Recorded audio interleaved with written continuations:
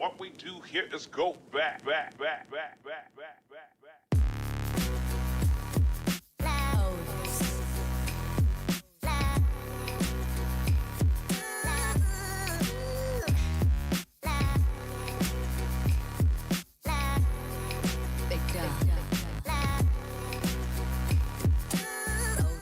You never know. That might work. Potentially it could work. Good evening everyone. Mike here, Mike's Unboxing Reviews and How To. And hopefully we are live. What do you reckon, Kath? Are we live or? I think so, but it says internal, not external. Is that right for internal? on the microphone bit? It's coming out of here then. Yes. Yeah, that should be fine. I think so. Sound up, I can't hear. We are live. Is this working? That sounds about right, doesn't it? Levels? We okay? Oh dear. It's very warm here today. Not that I'm complaining. I am a little bit, let's be honest. And it's still daylight, so we're saving a few quid on the lighting by just opening the window. And to be honest with you, you need the window open because it's rather warm. Hopefully those of you that are also in the UK, or actually wherever you are in the world, are enjoying some rather nice weather at the moment. Try not to be too alarmed when you read the newspaper reports. It isn't the end of the world, it's just summer. Maybe a bit of a shock to the system for some of you, especially in the UK. But yeah, it's finally here. Make the most of it. It won't last. And in a few months' time, we'll be complaining about how cold it is and why all the pipes are frozen and we can't turn the electricity or the gas on because it's too darned expensive. So make the most of the summer and the cheap heating, which comes as part and parcel of that. There we go. So are we good? Sounds good to me. Yeah, all good with the sounds. Excellent. Thank you as well, Mick Woods, for the super chat. Much appreciated. And thanks all of you for joining us on this Saturday evening, which is Saturday the 10th of June 2023. Where has the time gone? It's just, it was only Christmas a couple of weeks ago, surely. It seems to be absolutely flying by. It's currently a rather toasty 25.5 degrees, and there's no airflow in this room apart from the window being open. Thank you, O'Reilly, for the super chat there. If I can find where my mouse is going, there we go. Does that come up on the screen? Yes, also. £10 for you to get a fan and cool the room. Ironically, I'm actually selling an ionising fan on Facebook Marketplace at the moment for £10 exactly. I might buy it off myself and then have the benefit of paying the tax on it to YouTube, inland revenue, and probably someone else as well. Thank you very much for your super chat, much appreciated. Yeah, Nick Barnes, you feeling better? He wasn't very well last time. And Skystalker's there, says you gotta love central air. Yeah, we don't have air conditioning in the UK. It's very rare to see a house with air conditioning. You might see businesses with it. That's relatively commonplace, but an actual house, I think in this entire street, there's probably one house that I know of that has air conditioning. That's because he's a builder. I've got an air conditioner, but it's in the shed and it's too heavy to Yeah, technically we've got a portable air conditioner, but it's really heavy and it's not really portable, and just to lift it up a step about that high requires brute force and dedication. Good, good. Welly Bob says it's warm, but not that hot for AC yet. Yeah. It's not here really. It's not too bad. If I didn't have to do this, it'd be great because I could be in my pants. And a bit cooler. Anyway, let's check out the camera angles, make sure that everything is working. So we've established the main camera is working, which is always a good start. Let's go with the overhead. That appears to be working. Until I get my tan. You can actually see my hands on the desk now, which is good. We got the desktop. Can I show desktop yet? I don't think I can. Let's actually, yes, I can do that. That'll be good. Right, if I show you the desktop screen now. So there is the desktop, and hopefully you can still hear me as well. And there is actually, there's a bit of a lag on there. There is actually the video preview of the OBSBOT Tiny 2 webcam, which we're actually testing. You're probably going to be seeing my lips are out of sync. but then, yeah, anyway, there is a lag in it. That's down to me, not the camera. Don't worry, it's me being rubbish. But essentially this is the interface for the webcam, which you'll be seeing next if I press the webcam button. Hopefully now, there we go. So there is a webcam. Now believe it or not, this is reduced down to 1080p from 4K. And if I switch between my almost, well, when it came out, almost £2,000 camera against a camera that costs about 1/10 of that, you'll see how much of a difference is. Now there is going to be a difference in the focal plane. That is going to be pretty obvious. But just to give you an idea of the quality, now I suggest if you haven't already, get whatever device you're on full screen, and actually so you can see the picture quality properly. This is going to be quite interesting because we've got one camera which has got a full frame sensor with an expensive lens, and then we've got a relatively inexpensive cheap webcam with a 1/1/5 sensor, which is basically, if you imagine the Sony IMX766, which is in the S22 or S23 Samsung, is similar to that. So we'll look between, was it Kath? Maisie for starters watching you. Maisie's watching me on Kath's monitor. Maisie, I'm here. And Kenny D when you get a chance. Will do. Right, so let's flick between the two. So this is, yeah, this is the webcam. And there is the £2,000-ish camera, which isn't £2,000. I paid a lot less than that, but originally it was supposed to be a lot more expensive. This is the Panasonic Lumix S5 full frame camera. And there we go, switching between the two. Obviously the focal distance is different, but you'll probably see that the quality and the actual image itself is scarily close. There we go, back to the main camera. And back to the webcam. So that is incredibly good. There we go. Oh, Colin Hilton has sent us a PayPal donation. Thank you very much, Colin Hilton. Much appreciated. And happy Saturday to you, sir. So there you go. What do you think? For a webcam image, not too bad. But obviously it's a OBSBOT. It isn't just a webcam. The whole point of OBSBOT is all of the AI features and technology built within. Do I do an unboxing? Do I get on with it? Whatever. Let's just turn on tracking mode. So let me remember what I've got to say. There's actually voice control built into this camera now, which is actually quite scary, but very cool as well. So if you're a streamer and you're trying to set up a stream, you don't necessarily have to remember anything. So you could say, track me. And is it going to track me? Typically, no, it's not done it now. Track me. I recognise that time. You see it flashing on the camera. So now if I move around, it's going to come with me, as we've seen before on the OBSBOT camera, but it didn't have voice control before, so this is very cool. And you can tell it to do other things. Where are we? So zoom in closer.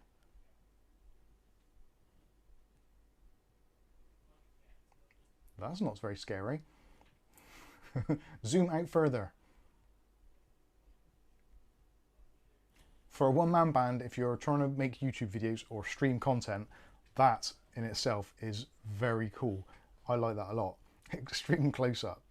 Yeah, that is that's pretty cool. That is just a tip of the iceberg. So there's all sorts of things you can do. You can actually tell it to go to sleep as well. So if you want it to go to sleep, you can tell it to wake up, shut down, so you don't have to actually physically do anything or touch it. But actually something which is quite interesting, which I'm not sure if you're going to be able to see on here or not. I'm going to check it out on here, but there's actually other modes which are built in. So there's a hand mode.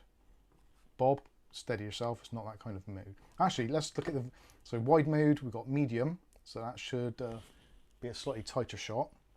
And then you've got narrow, so it just basically reframes. And I think you can actually, oh actually, yeah, that's a bit of a wider shot, isn't it? So actually that, sorry, that was my mistake. So between this now, so if I look at the main camera, this is the main camera, look how wide that shot is. Now look at the webcam, how wide that is. There's not actually a lot in it, is there? I don't think. Maybe there is, maybe there isn't. It's certainly a wider shot. I didn't have that set up right, so I'm rubbish. You've got desk mode. So if you click on desk mode, and let's move my phone out of the way. So it just switches down. So if you want to show off something, you can do. And it automatically reframes the image so it looks normal, even though it's a webcam just looking straight down. So square edges are really hard to do. You can see there's a little bit of warpiness going on there. The closer you get to it, the worse it gets. And actually, the further away, I think, the better it is. So yeah, that is actually quite cool. So you've got the desk mode. You also got hand mode as well, which I don't know if it's even going to find my hands now. So if you're doing something and you're messing around, say you're looking at this product and then you're saying, well, actually this one, and then maybe this one. This is really cool, this one. And then you're typing away. So it just follows your hands. So rather than actually having to, well, freaked out a bit there. So rather than having to do individual thing, and actually something as well, you can actually set up specific angles and also which hand you are. So whether you're left-handed, so if I'm left-handed, it's going to follow this hand. Or if I change it now, I'll still on my left hand. So let's go right hand. There we go.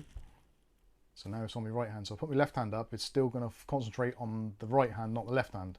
So this is something the government could do with, because the left hand definitely doesn't know what the right hand is doing. That goes for all governments, obviously. I'm not just saying our own personal one at the moment.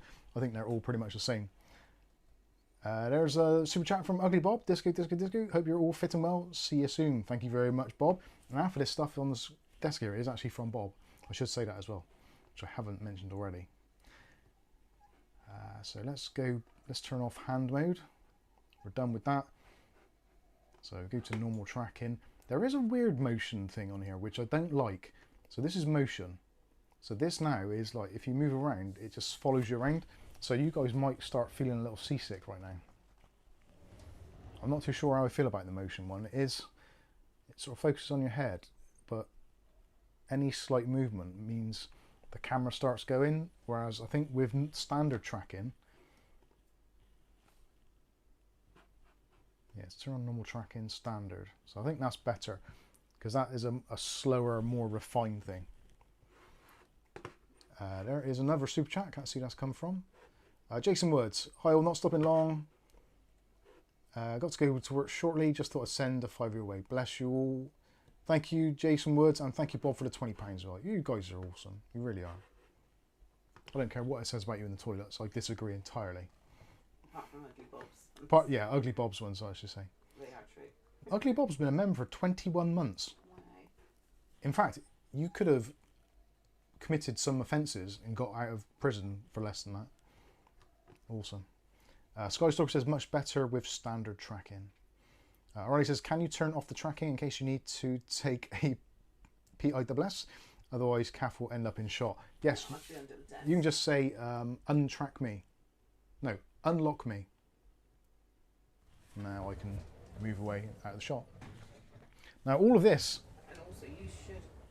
Sorry. You should look at the comments, because you've been asking loads of questions and then they're answering and you're not. All right. Okay. Sorry. And also go back to I'm being chastised now, so Penny D at the beginning. I'm gonna have to go back to some of these questions. Penny D is the sort of first question you want, but it's not to do with that. All right. Before I do, I want to have a little bit of fun with this. So let's go back to the webcam. This is really silly. I'm going to come back to it later, but we'll look at it more. So there's some image modes in here. So you can change the image. You can obviously do things like color, contrast, sharpness, and that kind of stuff. But it's actually got a beauty mode in it as well, and also a background blur.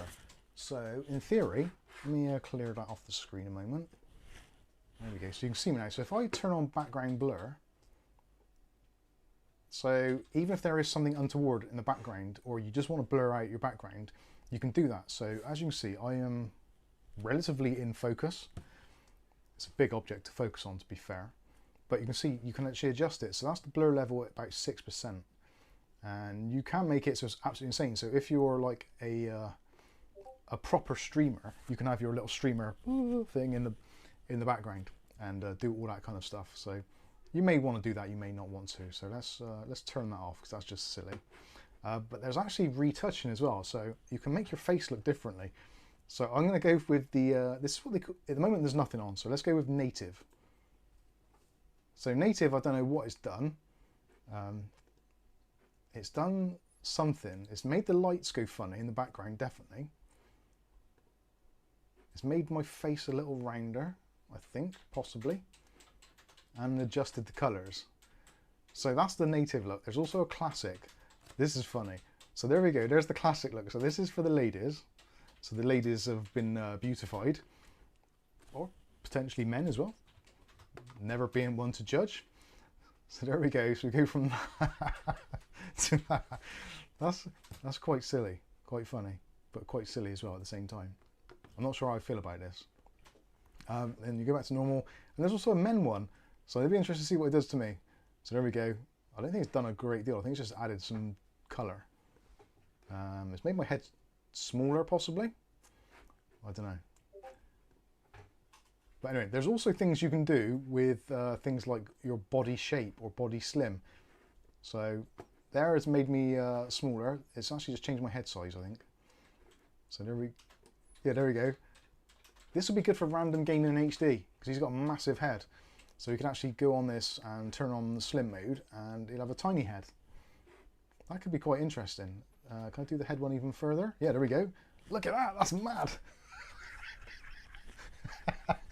Oh dear. Let's see what we do with shoulders. That's just funny. Didn't do shoulders now, did it? It's done something weird. Kath, have you seen it on the screen? Oh dear, I got a tiny head. That's ridiculous. I like that. Look how small my head is. Oh, it's jumping. Yeah. Delayed because you. Right. Okay. You did something to my PC, so it shuts. Yeah, look how small my head is. So let's turn that off, and does that? Oh no, that still does it. There we go. Oh dear, that is bizarre. So again, there's things you can do. And there's also filters you can add on to the whole thing to give you like the sepia tone and crystal and all kinds of bizarre things. There's a film grain. That's actually not too bad. Black and white. Not quite black and white, but you can adjust it so we can be like old-fashioned film back in the day. Although there's easier ways of doing that than doing it through AI, but anyway, you get the general idea. There's something else. Oh yeah, there's dynamic zoom as well.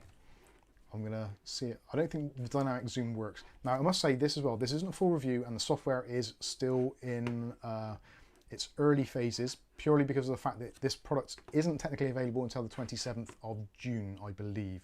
It's currently at pre-order status. So in theory, if I go like that, yes, you can do it. You can. Yeah, you can choose the zoom level a little bit. So it used to be before you just did the zoom thing and it would just zoom all the way in or zoom all the way out. So now you can.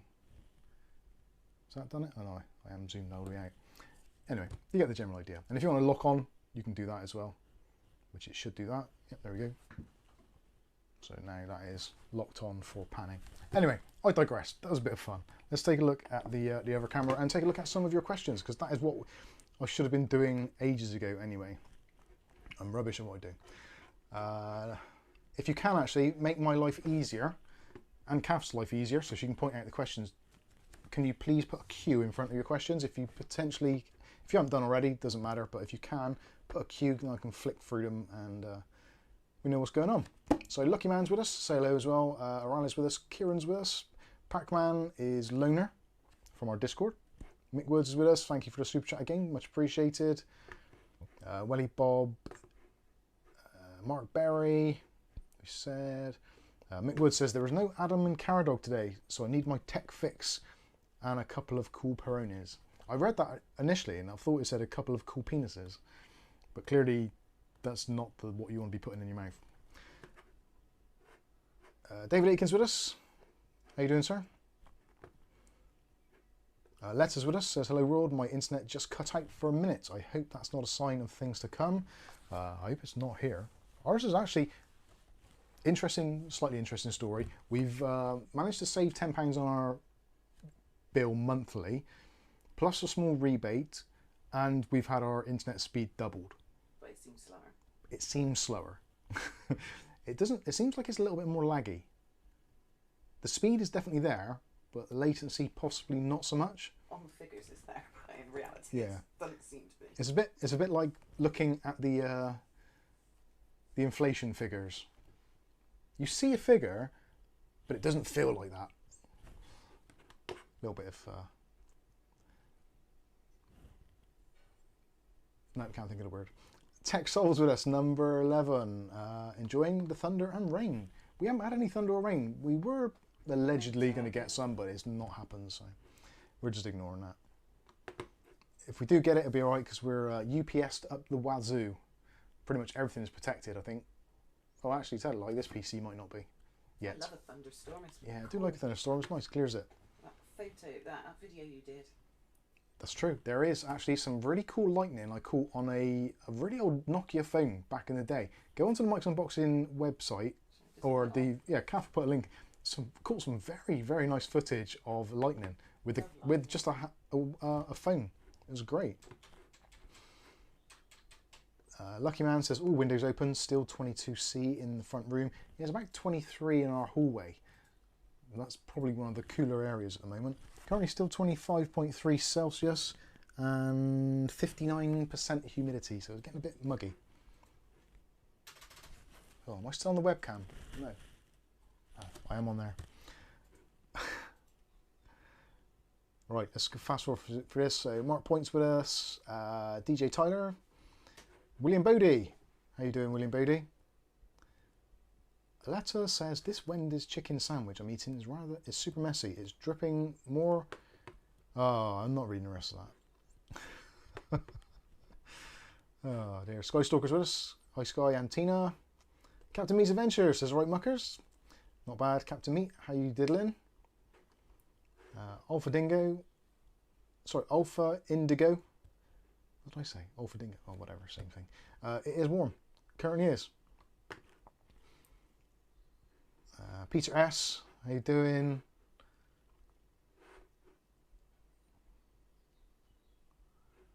Mark Barry, a bit too more for me. Usually go for an hour's walk. Can only manage 30 minutes. Felt a bit wiped out. Yeah, the heat does drain you a little bit. Kenny D says, got up to 29 to 30 C up here in Manchester. Yeah, that is well, one of our relatives in Manchester this weekend. It's your daughter. Yeah, I know, but you don't really say that on the internet, do you? Why? Well, for reasons that you wouldn't really do that. Oh, we always done that before. Yeah, I know. I did think about that. I was going to say it. I thought, no, I shouldn't really. Maybe I should. Whatever. She's in Manchester. Not going to give you the address. You don't know it. Adam Orr says hi all. That's right. Adam N says hi all. William Bodie is good. Yeah, too much work and too much heat. Pete Unwin, how you doing, Pete Unwin? Hi, Kath, Mike, and all my brothers. Central Air, got to that one. Wild Bill. Thank you.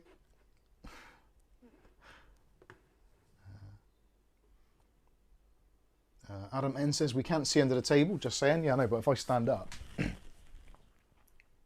you'll see under the table. Actually, that camera followed me. That one didn't. That was rubbish. I'll have to get rid of it. Super chat, Captain Meach. Captain Meach's Adventures, Mike, of all the 80s action heroes, which one would be... Oh, cheers, Jason. Mike, of all the 80s action heroes, which one would be the most equipped to build a PC from scratch?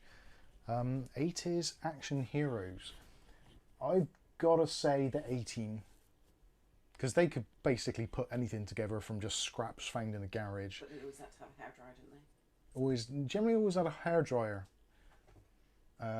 Or something belt fed. That seemed to be a very common thing. Or high pressure water. For a water cooling PC. Yeah, probably the, I think the 18 would get it done. And BA would kit it out with lots of bling. Letter says it's been cool here in Ohio. Temperatures averaging 23 Celsius.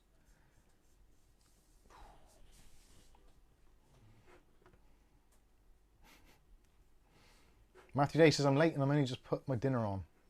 Think yourself lucky, we haven't had any yet. Kenny D, hi Mike, have you heard the rumours of a potential Ryzen 5 3600X3D coming in the not too distant futures reported by video cards? I can see that being a definite thing. The 5800X3D is a 8-core part, quite highly, well, not that highly, what's it called? Highly, the frequency. It's not got the highest of frequencies.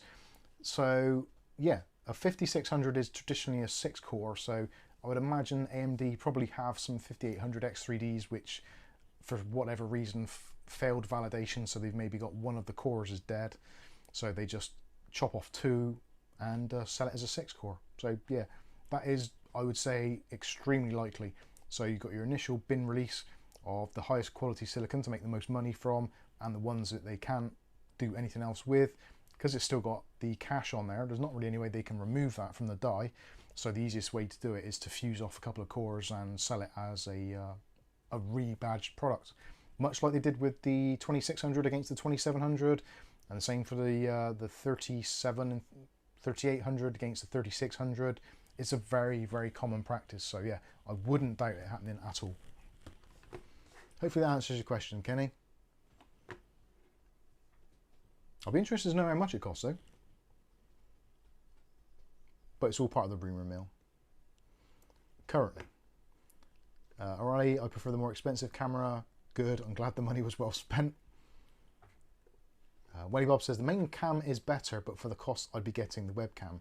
Now, the thing is, if you hadn't had seen the normal camera and you just saw the webcam, so you didn't have that kind of thing to judge against, like, comparisons are really quite easy because you're seeing two things side by side very quickly. But if you're just seeing or just hearing a microphone or a camera straight away, and the quality is reasonable or even exceptional for what it is quite often you won't really kind of question it too much. It's not until you see something else that's either better or worse that you go, oh, yeah, and then that's when you put it into its place. To be honest with you as well, I am streaming in 1080p, which is not the native resolution for the webcam. It is 4K, so it should be kind of 4 times the size. And the bitrate, I'm currently streaming at 10 megabits per second rather than the usual 5, so I have upped that slightly. So the image quality might be a little bit better, and hopefully it's, yeah, we've not dropped any frames yet. No, so hopefully the stream is better. It's putting less strain on the system because it hasn't got to compress the image so much. We'll see what happens. O'Reilly says the white balance stroke lighting is better on the more expensive camera. It would be, yeah, because there's a much, much bigger sensor. If I put the studio lights on, the difference will come down dramatically. At least it should do. Matthew Day says, Jonsbo Pisa heatsink. Is it a leaning tower? Yeah, this was also sent in by Ugly Bob. The Jonsbo Pisa. There's 4 different versions of this, I think, maybe more. So there's a Pisa 4, Pisa 5, and both in black and in white. And I think there's RGB and non-RGB versions also, so potentially 6 versions, depending on how you look at it, or 8 versions actually. 2 colours, 2 heat pipes, with or without RGB.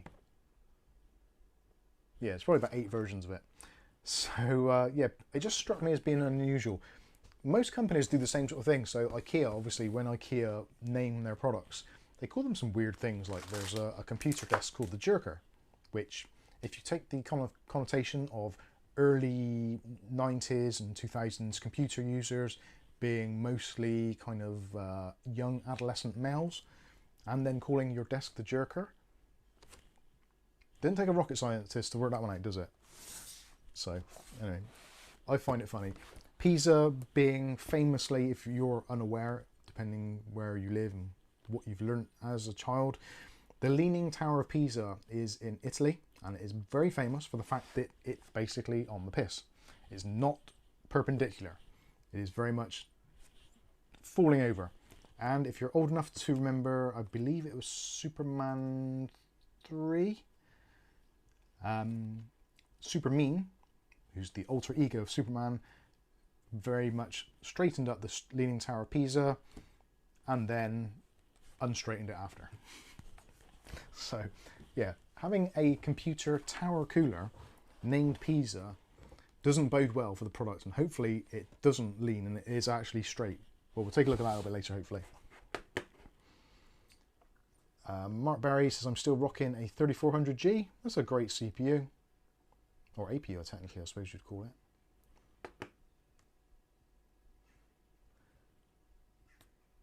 Skystalker says, like the OBSBOT, I have the Tiny 4K. Works awesome. Yeah, we've got the Tiny 4K there, which is, they sent, I should have said, they have sent this for me for review purposes. So I haven't paid for this out of my own money, so do take that into consideration. If I was spending my own money, I'm not entirely sure whether I'd be spending quite that much, but if you need the features, you need to track you need the whiteboard mode, the hands mode, there are going to be use case scenarios where there's nothing else on the market which comes close to it.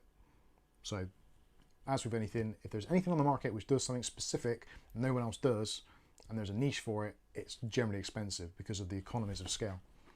Not that it's overly expensive, it's just, it's not a cheap webcam, obviously. Spy says, are AMD GPU drivers bad? Yes, they are currently. Not down to AMD's fault though, unfortunately. There has been a very recent Windows 10 and Windows 11 update, which appears to have borked the drivers for quite a few AMD cards. So if you're experiencing the dreaded error 41, the best thing for you to do is either, well, there's two things you can do. You can either do a rollback, in which case then the update won't be performed again because Microsoft appear to have blocked it now. But if you've already downloaded it and it's happened, it's a little bit late for you. And depending where you are in the world, it may not have blocked it. So you might want to roll back your Windows installation using System Restore. If that doesn't work for you, best thing to do, get yourself a copy of DDU and basically nuke the drivers and start again. Download the latest version from the AMD website. You can, of course, follow the video. We've done many videos on error 41, DDU, how to install AMD drivers, etc, etc. Join Discord if you're not too sure, or we'll try and put some links in, etc. So there you go. Nick Barnes says, wow, what a camera. It's actually good. And voice, yeah, the voice commands on the camera are pretty decent. I like that. Jabant1 says, watching in 8K on a 65-inch screen, there is a big difference, not 10 times the price difference. That's interesting. Lucky Man says that blackhead needs sorting. Skystalker says it also has a remote that you can buy separately. Actually, yeah, I've got that here, which I haven't had a look at yet, but this actually could make life a lot easier. There's also something this does, I haven't got any batteries in it at the moment. It does require 2 AAA batteries, which I don't think I've got any here. But there is actually a laser pointer in there. So if you press the laser button, oh my goodness gracious me. Thanks. The lid falls off, everything goes on the floor, Kath gives me the empty lid. I don't know where I can go to not do it. It's not tracking at the moment, I don't think. I don't know. I'm trying it. Oh. No, it's not tracking. Would have been funnier if it was tracking. Let's chuck some doodads in here. And there is actually a little USB. There's quite a lot of questions, by the way. Oh God.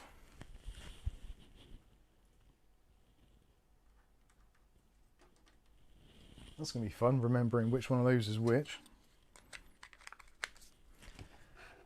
Turn on, I think that's the one for remote control. And close up. There we go. Let's go to webcam. There we go. So yeah, the remote control's working now, so you can do close up. Alright, which one's that? I can't see things, too dark.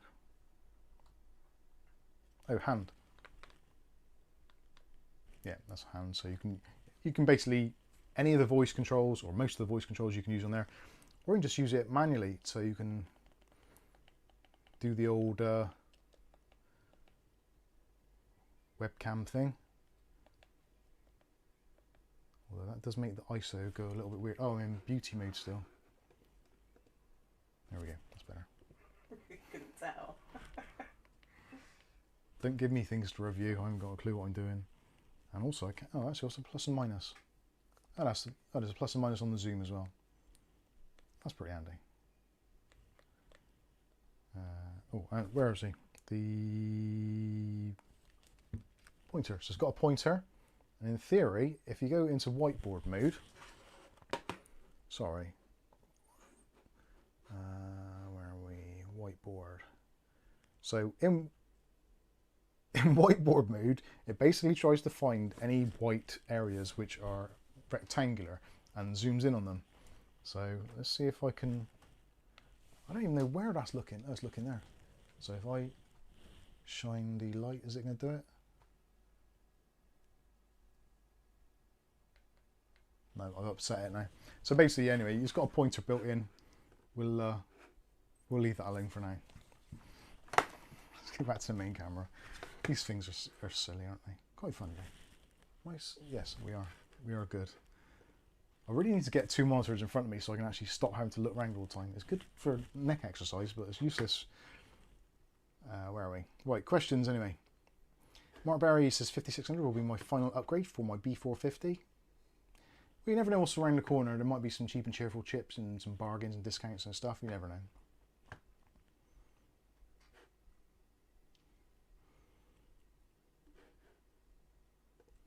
O'Reilly says, okay, so these features make up for the difference in camera quality. That's the thing. There is never going to be the perfect camera. There is a there is a YouTube channel which I follow, Casey Stern, and his whole thing is the perfect camera. Look, camera conspiracies, and yeah, I don't think you'll ever get a perfect camera because everybody wants something a little bit different. Ronnie says there is quite a difference in camera angle. Yeah, the camera is currently, oh, stupid thing. Track me. I think you're on the other camera, aren't you? Oh yeah, I'm on that one now. There should be not a huge amount between them. Oh, I suppose, yeah, there is. But it ain't a million miles off, is it? That's what is really scary, how close it actually could be.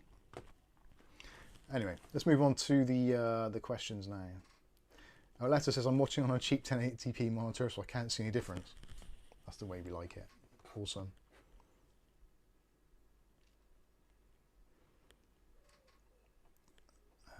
Uncle Bob, that was that.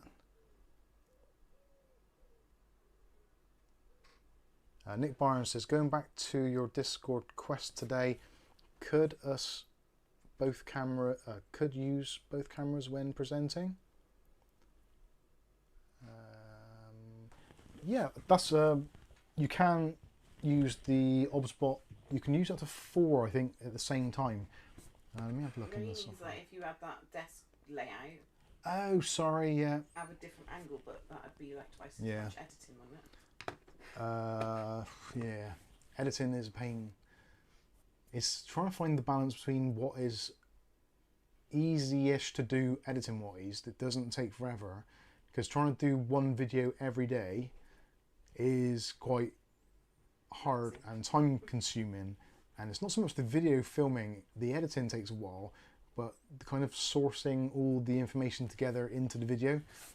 So you want to spend as little time as possible on everything that you're doing to try and make the process quicker. So adding an additional camera, although it does add some value to the viewer, I will definitely say that, but it does make it infinitely harder to edit, because especially because we're mostly recording in 4K, so the computers, if you've got two cameras filming, you've basically got one camera on top of the other, so that's basically 8K on a timeline, or 2 times 4K.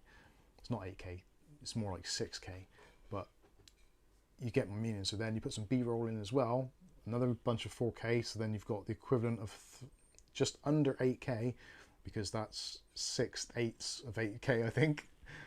Yeah, it just gets really taxing on the computer. Anyway, moving on. Matt's asked this question lots of times. Can you just double check? 'Cause you can only look behind, can't you, and do it? Yeah. What is your CPU temperature right now? CPU temperature right now is... Actually, no, I can't because I took the screen out. Oh, yeah. I have no idea. I wonder where it's gone, but I have no idea. I can have a look on the hardware monitor. I don't think it's going to be particularly warm. I'd imagine it's probably about 40 degrees. Oh, it's on that screen.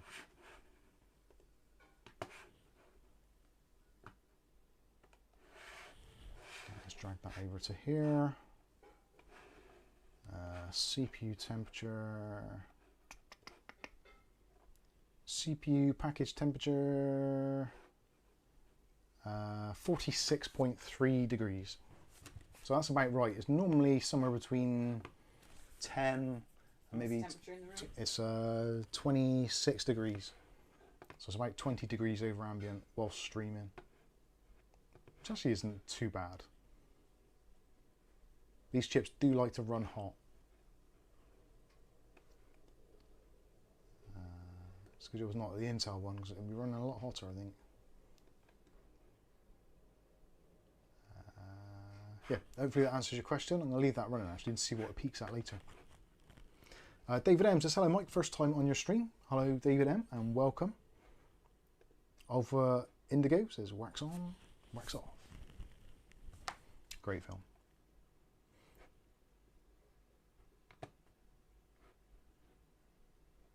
Mark Point says, the wonders of tech advancing once used to be like not real or really expensive, now available for everyday user.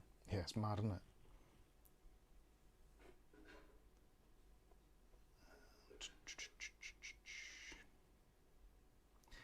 Alessa says, I agree, all governments suck. No worries though, soon they'll all be taken over by AI. Yeah, it's just funny that the governments are all kicking in now saying they want some rules and regulations on AI. I think they've sussed it that most countries and economies could be run much better by AI than they could by soul-sucking corporates and bankers. AI? Yeah, who trains the AI is the key.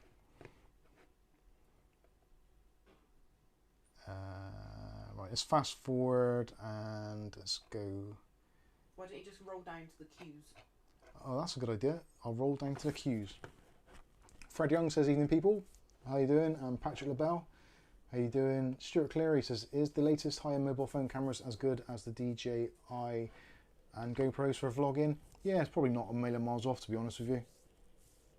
It's more of the form factor. Arguably, mobile phones are easier, but probably not quite as good image, even though technically they're 4K or whatever.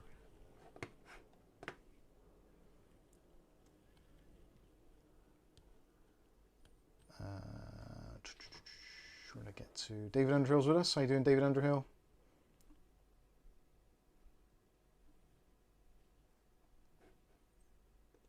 Freedom House 1984 says 12100F, still my favourite starter CPU. Yeah, that was a good CPU. The trouble is with the 12100 and all of Intel's kind of 4 and 6 core parts is the fact that they're really, really given a real ass kicking by AMD in that region.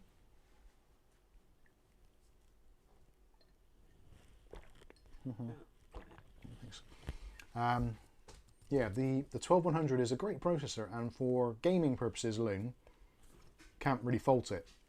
But for general work use, multi-purpose, multitasking, and other productivity things, 4 cores, 8 threads these days does really start to show its age a little bit, especially if you consider at the moment the 12100F is roughly the same price as the 5600, which is arguably a much better processor and will have more longevity due to those extra cores.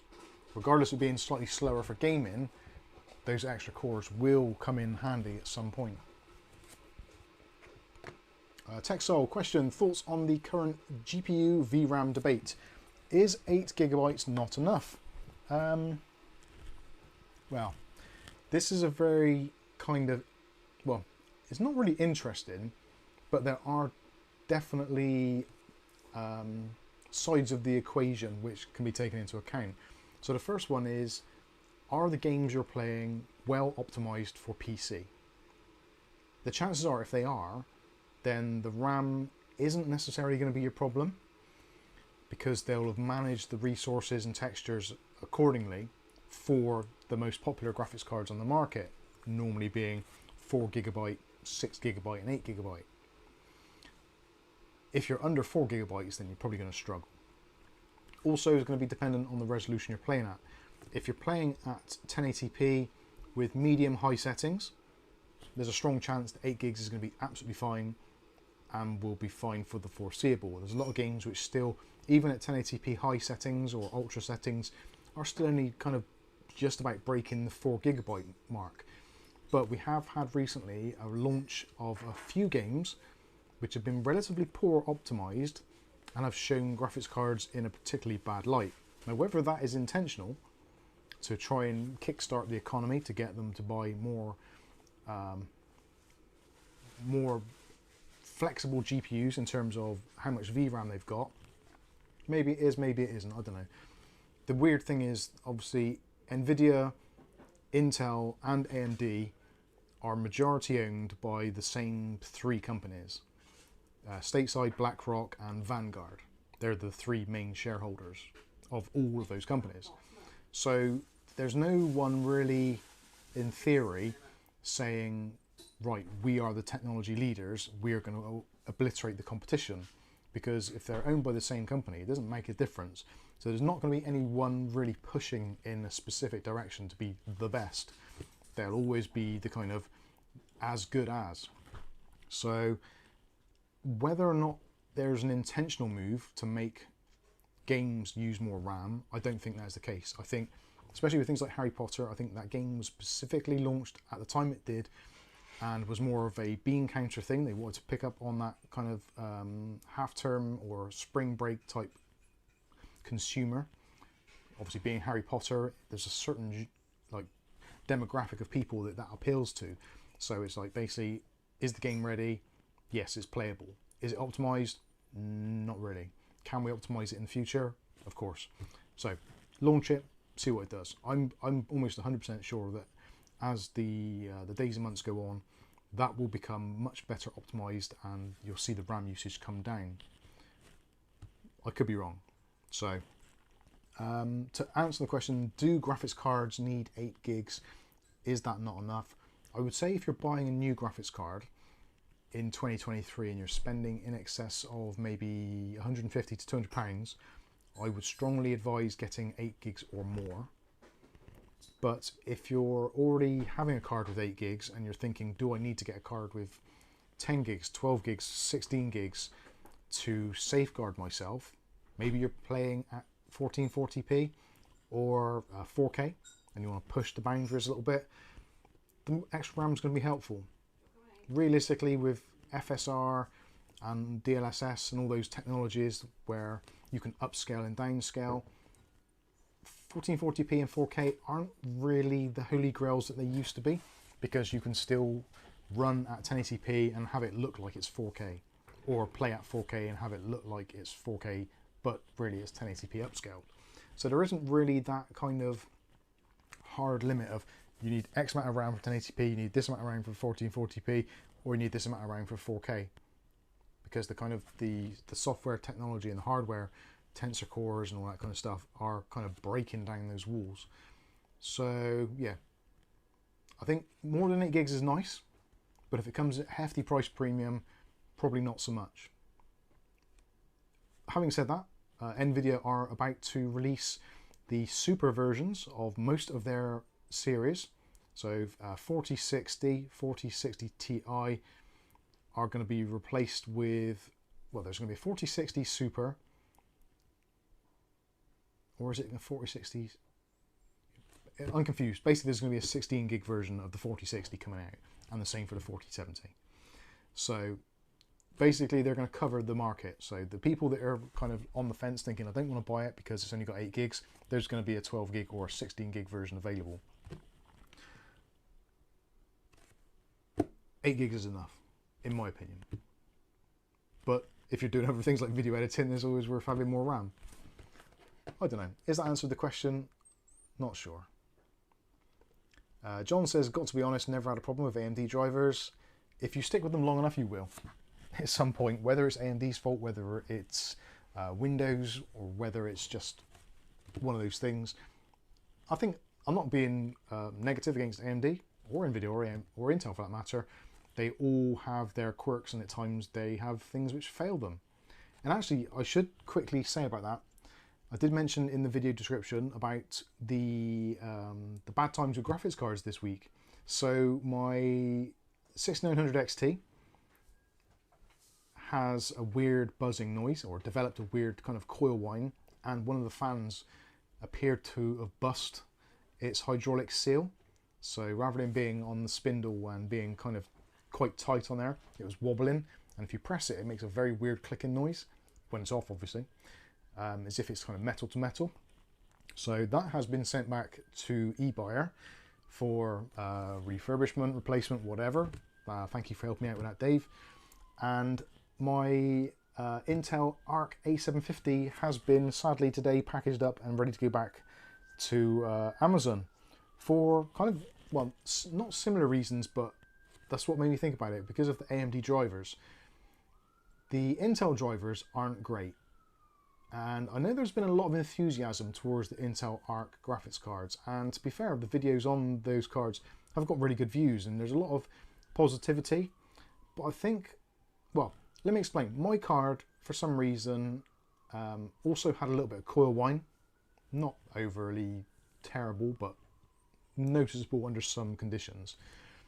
The second thing was I could not, for love nor money, get the low power usage to kick in unless I set my monitor to 60 Hz. Now, realistically, if you're buying a gaming graphics card, which it's marketed as a gaming graphics card, most people are going to be playing kind of at least, I would say, 75 Hz, maybe 120, 144, 165, possibly 240 if you're into your twitchy shooters. And unless I set the monitor to 60 Hz, it uses up a ridiculous amount of power just on standby, just on your Windows desktop.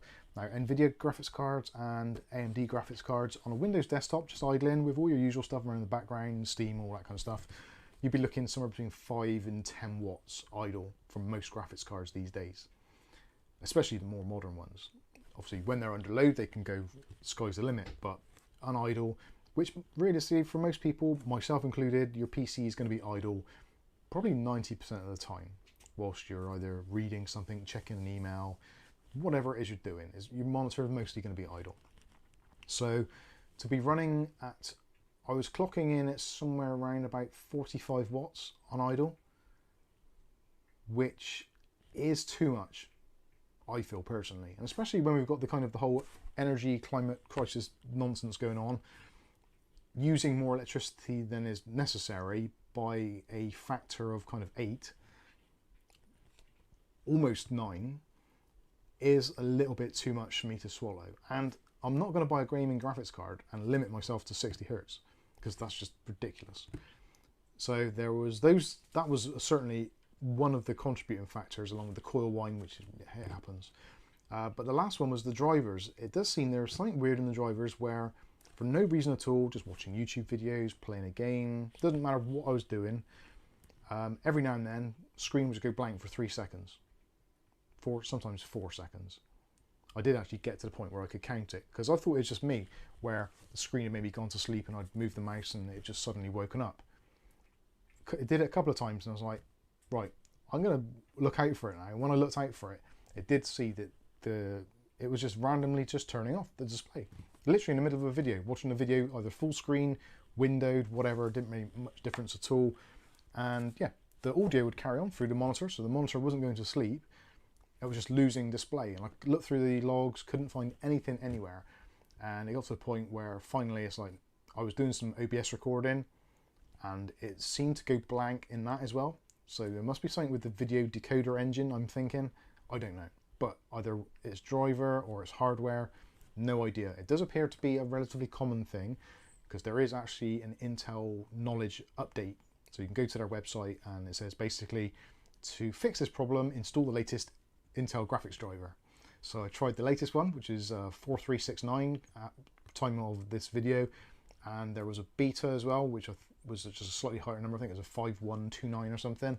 Tried both of those, DDU'd it, etc, etc, and still kept on doing it. So it's like, no. I've paid 250 quid for a graphics card. Now, if I'm keeping it for myself, which potentially I might do, I can personally cope with the screen going blank every couple of minutes or every now and then.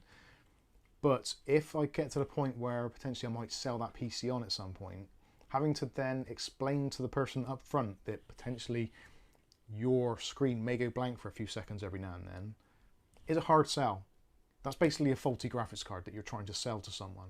And that, I think, really was the kind of the final straw for me, that yes, if I'm keeping it for myself and maybe it's going to be sat on a shelf somewhere or not get a great deal of use, it's nice because it's an Intel graphics card and it's their first iteration and it's kind of a landmark thing.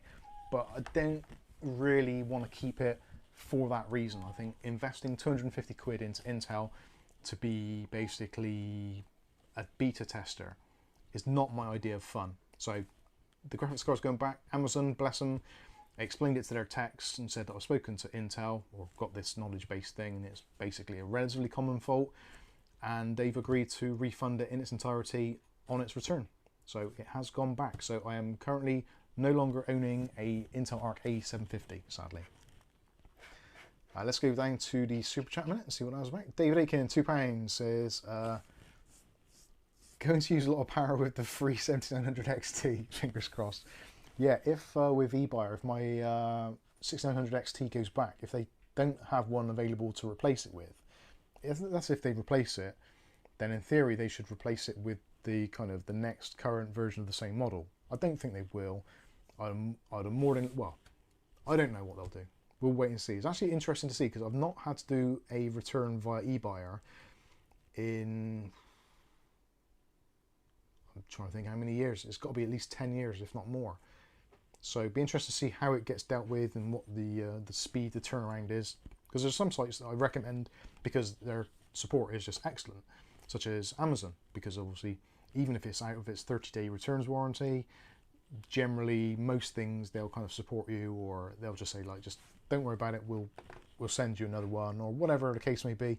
So Amazon is always kind of toward the top of what I want to be using, just for the simplicity. Although, having said that, this weekend when I was trying to speak to somebody at somewhere around about 11 PM last night, probably my fault there slightly, but I entered the chat with them and basically kind of no one was there. So later on when I was going to bed, I had a message saying that such and such had joined the chat, would you like to resume? It's like, well, no. So I did it in the morning, clicked on resume and went through it. That I like. The fact that I didn't have to go through all the rigmarole again, just click on resume, that was awesome. So I like that. So kudos to Amazon where they deserve it.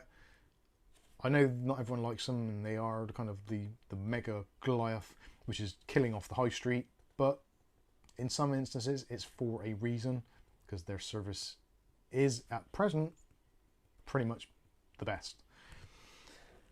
But you may have other opinions on that, so please let me know what you think.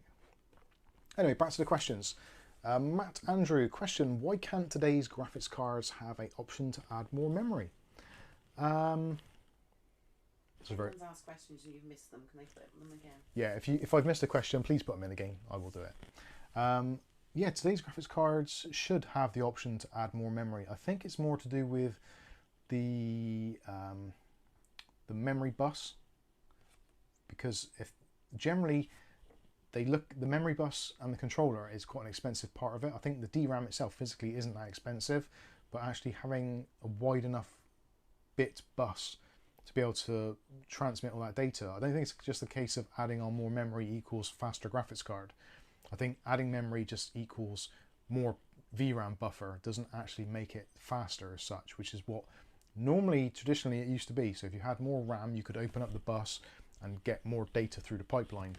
But I don't think that is the case anymore. I'm not a GPU architect aficionado, so I could be completely talking out of my butthole, potentially, likely. But yeah, I don't think it's quite as simple as that. I know years ago you could buy an ATI graphics card, such as, I think it was like one of the all-in-wonders or something, or maybe a Mac 64 or something, and you actually add a SODIMM type slot, so you could actually buy SRAM and put more RAM on there to give you more RAM.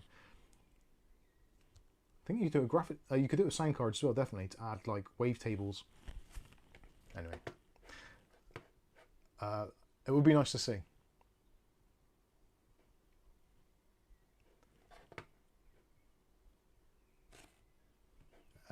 Yeah, Stephen's saying there, if there was a nice 8 gig GDDR-X upgrade module that you could plug in, you would buy it. Yeah, I think most people would. I think that would probably give you a bit more longevity out of the cards. It would be a nice thing, and actually in the kind of the whole scheme of green and recycling and all that kind of stuff, it would make sense to be able to add more VRAM to your graphics card so it doesn't get them out of date. Computer Geek has been a subscriber since 2018. Oh, thank you very much. Where's Computer Geek? I was looking for that one. Wildo135. Have you watched Jay's 2 cents about Gigabyte GPU cracking some 30 series and 40 series? Yeah, it's... Gigabyte are one of those companies. There's going to be some people in the chat, I know for a fact, who are going to be Gigabyte fanboys. And it's fine. You can be a fanboy about what you like. Your experiences with Gigabyte may have been excellent. And for a lot of people, they will be. It's like anything. If you stick with the company long enough, you're going to see them having like ups and downs. Like the B450 Gigabyte boards were excellent, works really well, especially the Aorus Elite, stellar board. Some of the B550s not quite so good, not reliable. They've done pretty well with the recent ones. The B650s seem to be quite good, but their graphics card wise, most people, I think, arguably would say that Gigabyte graphics cards are possibly one of the lower tiered cards in terms of pricing and also quality. Generally cards like their Eagle range, they're cheap for a reason, but saying that, they still sell expensive cards, different stacks, etc. So yeah, Gigabyte's always been a bit hit and miss for me personally. The last time that I bought a majority of Gigabyte boards, well, actually, back in the early 2000s when I worked for a computer company that made computers, we sourced in Gigabyte boards because they were good prices, but the failure rate was astronomical. It really was. We went from ASRock and MSI to ASRock and Gigabyte were the two main boards. So ASRock was like the budget end and Gigabyte was the higher end. And the same for previously, it was ASRock entry level, MSI kind of higher end stuff. And yeah, the Gigabyte, I can picture it now. Just the white boxes with the either green or blue writing on there. It had probably been the Intel, oh, I can't think chipset it would have been now, but back in 2000, 2001, 2002, that sort of time. And yeah, just stacks and stacks of Gigabyte boxes. Not good, not good at all.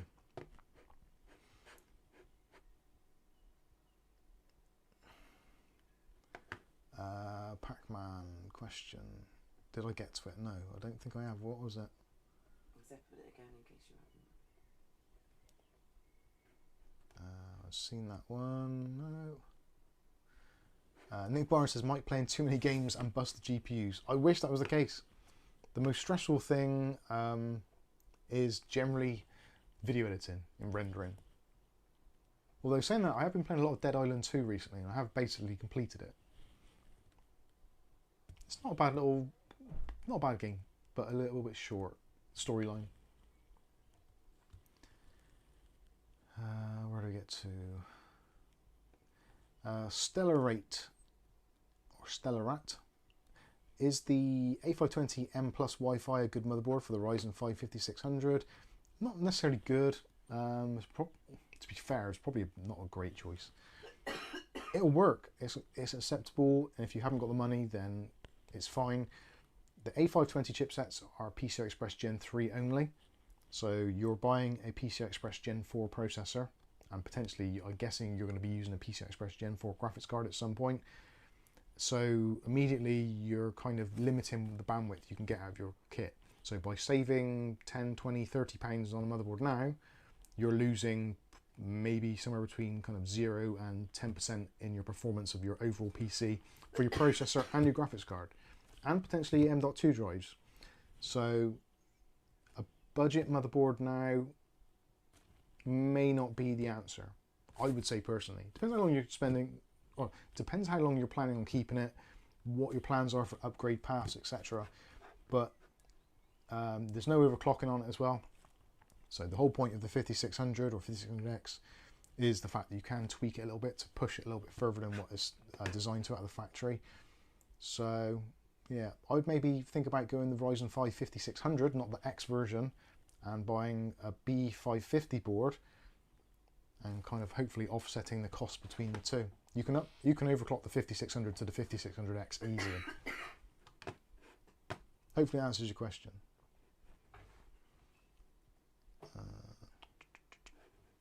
Mark Berry says, never had too much trouble with Amazon, just sent it back and refunds in the bank. Yeah, we can do it generally just because of the way that we do our tax returns and stuff. It's a pain in the ass if you get stuff refunded to the bank. So we just get it as gift vouchers back into the Amazon account. Makes life a lot easier because if you've spent it once, you can register it on your your tax return. Then if you send something back, you can track it and say, right, actually I did send that back, but I've had a refund in vouchers and I bought this to replace it. Yeah, it's a bit messy, but it's doable. Computer Geek, hi, how you doing? Dave Hall says, hi all from Wisconsin. How you doing? Oh God, I clicked on, oh, there we go. Patrick LaBelle says, I have to sell one computer. Which one should I keep if productivity is the main usage? The 5900X with MSI board B550 MVDH, or a 3950X with an ASRock B550M Steel Legend? That is a tough call.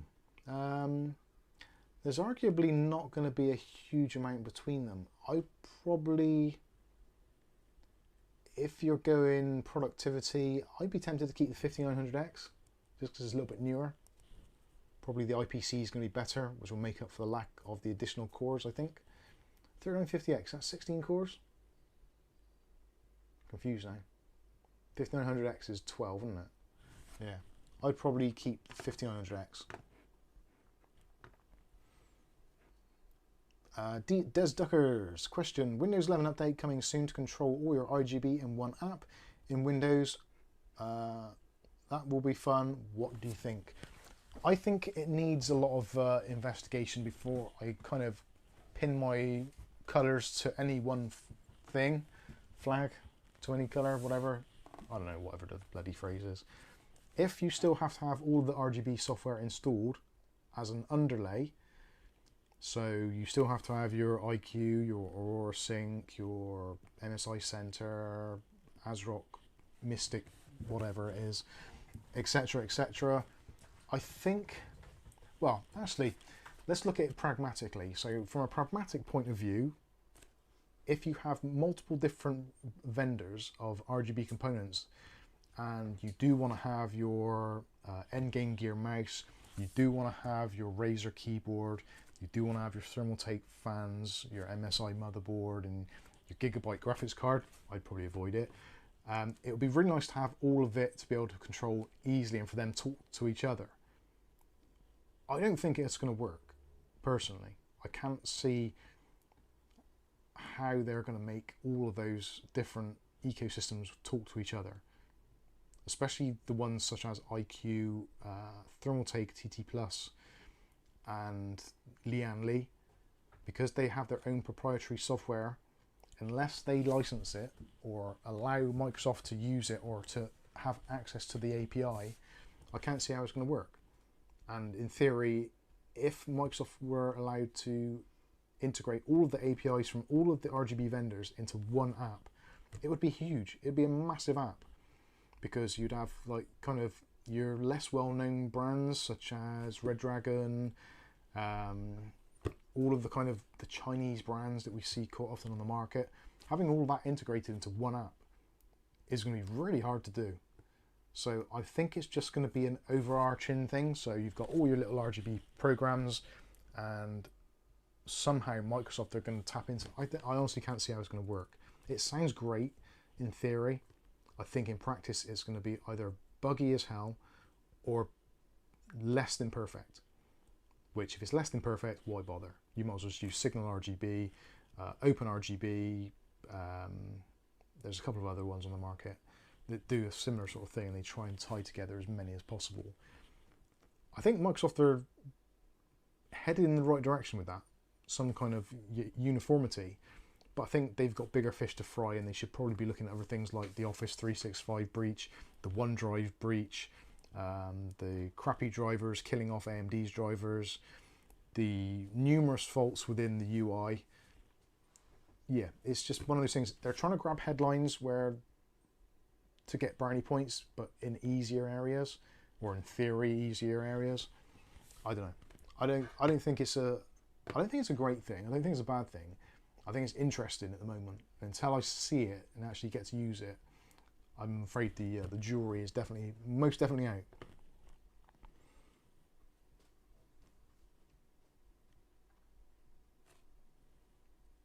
Freedom House says the distance from the CPU or the GPU to the memory matters. Yes, that's very true actually.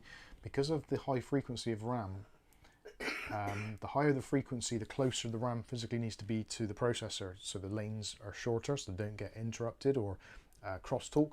So years ago, if you had slower RAM, it would be easier to put it much further back, because it didn't have to be, they could run some traces to the back of the card to give you easy access. Whereas now, cards with like shrouds and backplates, you'd basically have to strip it down to upgrade the RAM, which is probably not great. And also, they'd have to make a physically bigger PCB to fit the RAM on. Whereas at the moment, they're cutting costs everywhere by making smaller PCBs if they possibly can. Hopefully that makes sense. There's a super chat from Patrick LaBelle.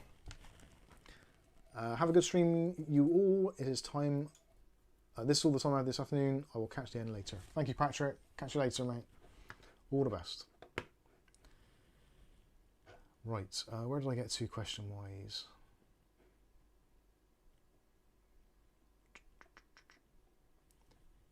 There we go. Free Mouse, Pac-Man question. Mike, my 3500X is all over the place in game. The 1060 is 30s to 50s. It's temp.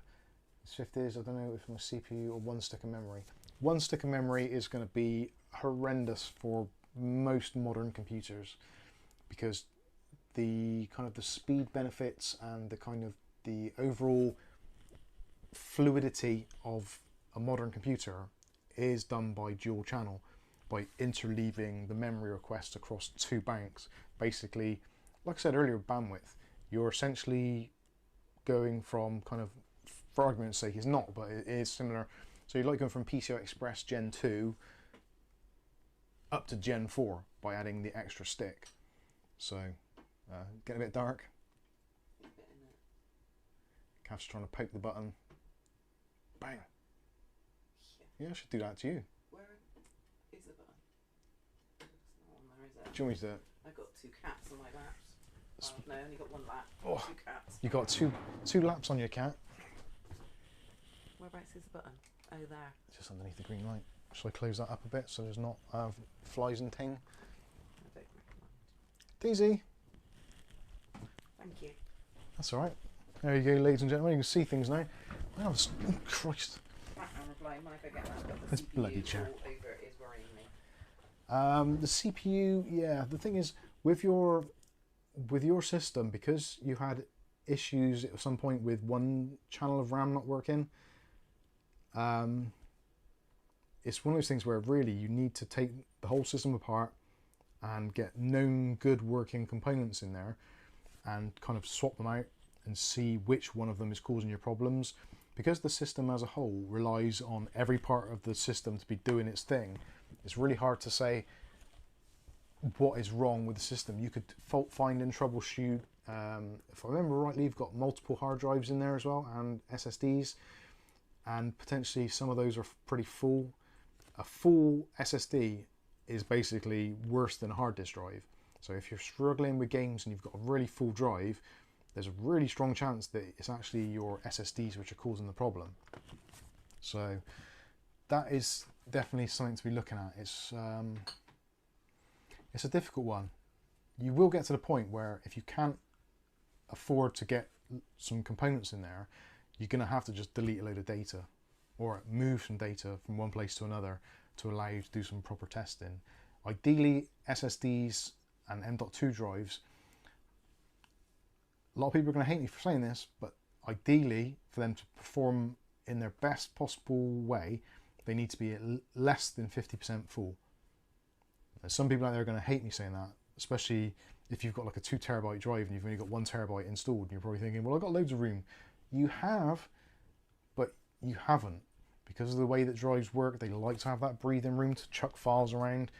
If you have maybe 1.5 terabytes on a 2 terabyte drive, it's going to start getting really slow, which doesn't make sense because it's bigger than a 500 gig drive with just Windows on it. But it's because of how they work. And it's not the same as like a hard disk drive where you've got that rotational speed and the files get fragmented. M.2 drives don't work like that. They just stream data onto it and remove it when they need to. So it's faster access. So it doesn't... I'll shut up. I'm confusing myself now. Basically, yeah, you need to have...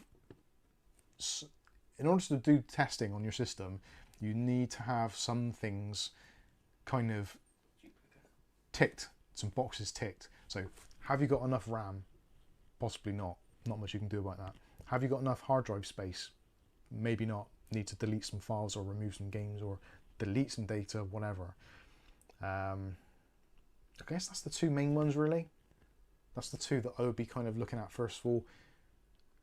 Making sure your hard drive's got enough room, because Windows just struggles with data management.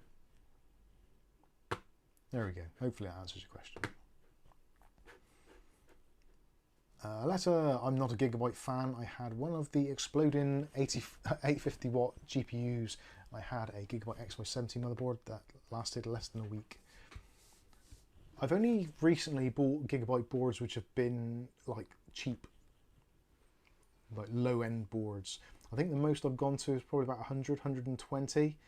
I think that was probably the Gigabyte B550 Gaming X.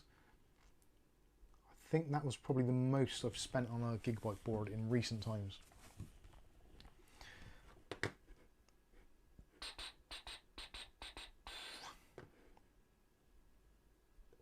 Stuart Cleary, why isn't ARM in everything? It blows everything out of the water. ARM processors top the list of processor architectures used in building supercomputers. I suppose, well, there's some historic reasons and probably some kind of more dark reasons. Now, if you look at ARM, I'm pretty sure that doesn't have the same ownership as Intel or AMD.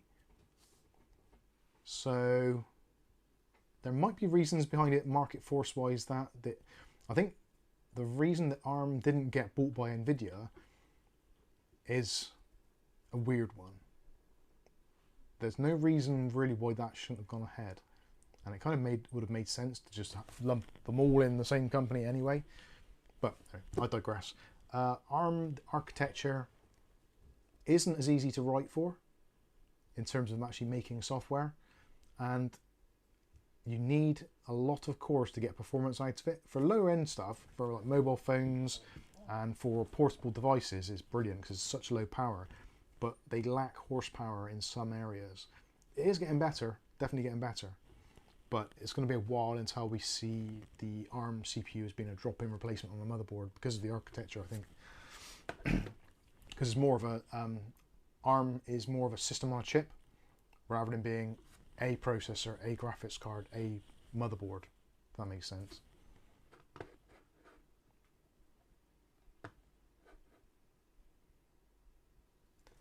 Freedom House 1984. I feel bad for those Gigabyte owners. That's a lot of money for a defective product. Again, I'm not going to be kind of dumping on Gigabyte too much, but it happens to everybody at some point or other. Like, everybody has their faults. MSI have had some weird stuff going on recently. They dropped the ball with the security key for Secure Boot, which got basically released into the wild because they got their systems hacked, which is like such a stupid thing, but it's the modern world we live in.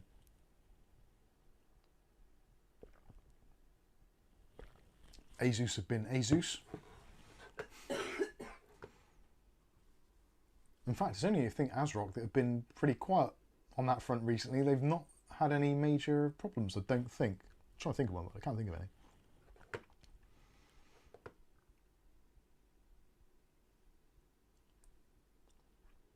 David Ardell, only non-MSI BitSide buy now are monitors. Acer for those. 3 MSI PCs. I also have an old HP PC and RPI 400. Is that Raspberry Pi?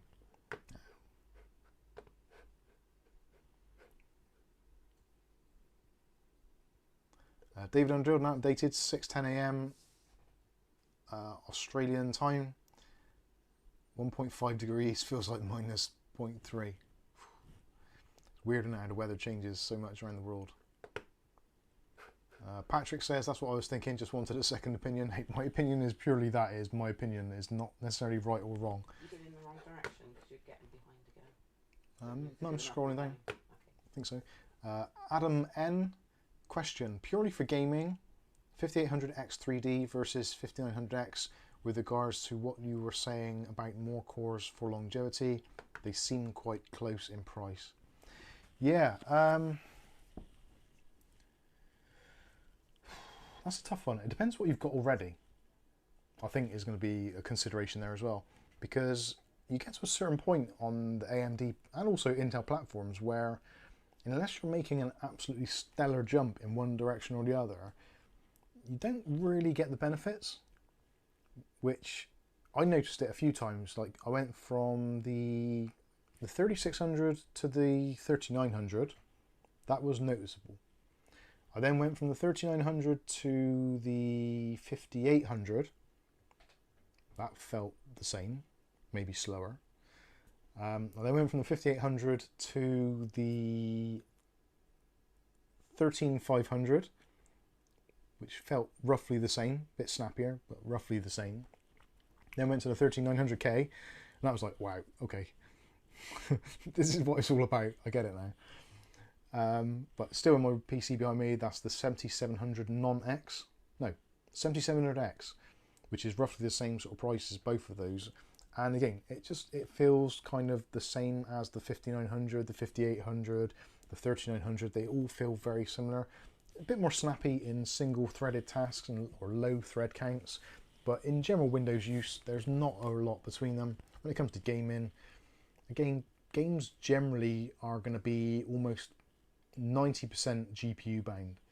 So your CPU is kind of, unless it's something really, really old, or very, very low core count, it's going to be kind of just sat there going, okay, anything you want me to do for a while? So I don't think, purely from a gaming point of view, I would probably go with, like, even if you've got a really new graphics card, like a 1600 XT or something, you could probably run it quite happily with 3600, because games just don't need it, unless it's a game which needs a little bit of CPU horsepower as well, and also frame rates. So yeah, there isn't really a kind of, I would say arguably, if you had the 5900X and the 5800X 3D, it's going to be down to your graphics card. You could have either one in there and it's going to make no difference at all, I don't think, really. You'd have to benchmark it to see the difference. You wouldn't feel it, I don't think. And also, there's quite a lot of games which aren't written with the X3D cache in mind. So if they're not 3D cache optimized anyway, or games that like a lot of cache, then you're not going to see it. Or not going to see the benefits anyway. In which case, the more cores and more threads in what is arguably a dying platform is probably going to be the kind of the last step on the rung for that one. So yeah, I think probably, I've got to stop saying so. That's really annoying me. Hopefully that answers your question, madam. Alpha Indigo, I use OpenRGB, works great. Yeah, I've liked Signal RGB. That for me works okay. There's Duckers, lots of plugins. Yeah, I guess it probably will be. Well, where do I get to? God, there is a lot of questions. Sorry, if I've missed one, you have to question it again.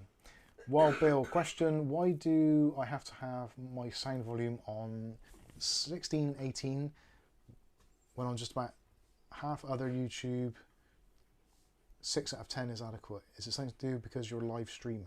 What about our other videos? Do they? Yeah, when you're watching our other videos, are they okay? Or is that the same? Because I've tried to make it so that our videos are the same audio level as Linus Tech Tips. Because that's the kind of, it seems to be, that's the baseline that a lot of other channels seem to go with.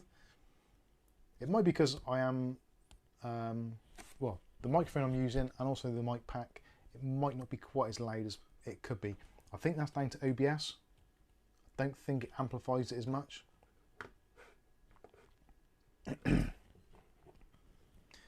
Mic stream, the audio is a lot quieter than normal.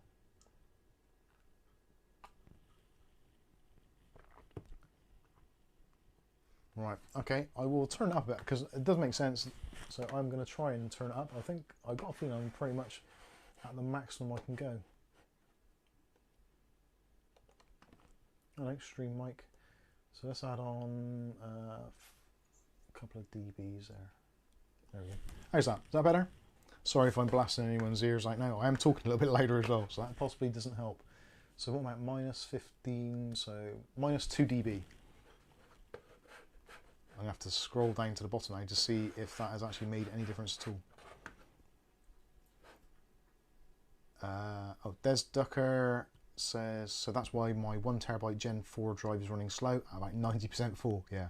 Well, normally there was a thing, I'm not sure if it's still a thing which is used, but there used to be a thing called, oh, it's flame, called over provisioning. So you could set a section of your drive for over provisioning. So as sectors on the drive became worn, they would be allocated into the over provisioning, I think. So basically extending the life of drives. I think most drives do it normally now, but you could set like 5% or 10% of your drive. This is when like 240 gig drives are about. I don't know whether they do that themselves manually now, or automatically rather. Don't know. Dutch Jam, is a i5 6500 good for a NAS? Yeah, brilliant. It's probably faster than most NAS chips, to be honest with you. Most NASs these days are a Intel N5105, I think it is, like a quad core, what is essentially like a Crusoe or Celeron type chip.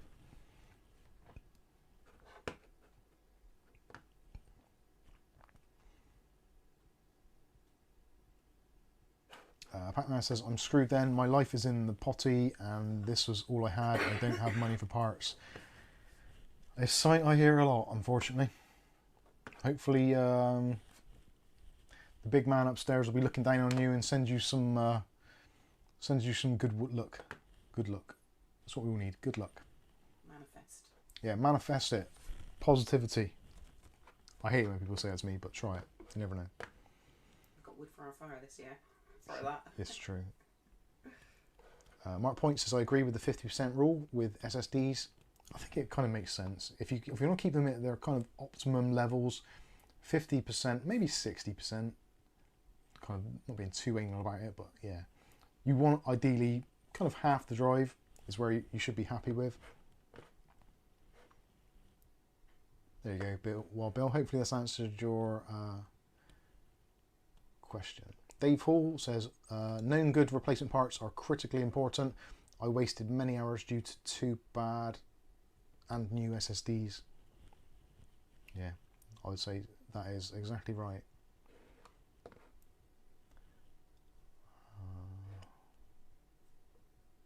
Freedom House 1984 says, yeah, 90% is way too full. SSDs are really cheap right now. If you you should take advantage. We've done exactly the same. These ones, this is from Fanexiana. Fanexiana.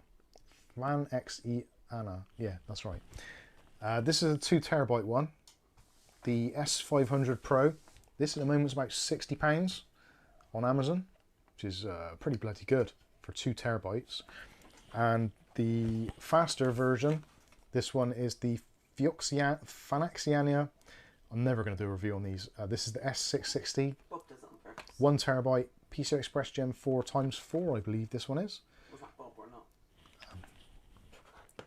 What's that? Bought that. No, I bought this stuff. Yeah, these are fantastic value for money at the moment. Although saying that, if you're in the UK, Silicon Power seems to be having somewhat of a sale. So they're UD90 drives, which are pretty decent. They're going for very good money at the moment. £39.99 for the 1 terabyte and £79 for the 2 terabyte. They're decent. Reese, oh, actually, let's have a super chat. Stuart Cleary, bless you. Well done on how you remember all the specs and model numbers. Oh, that's hidden under there. Oh, actually, I can click on there, can't I? Viewer activity. Well done. How you remember all the specs and model numbers? I don't know. Well, I don't really remember anything else, and Kath will vouch for this. It's almost all the time that I don't remember anything at all that she says to me.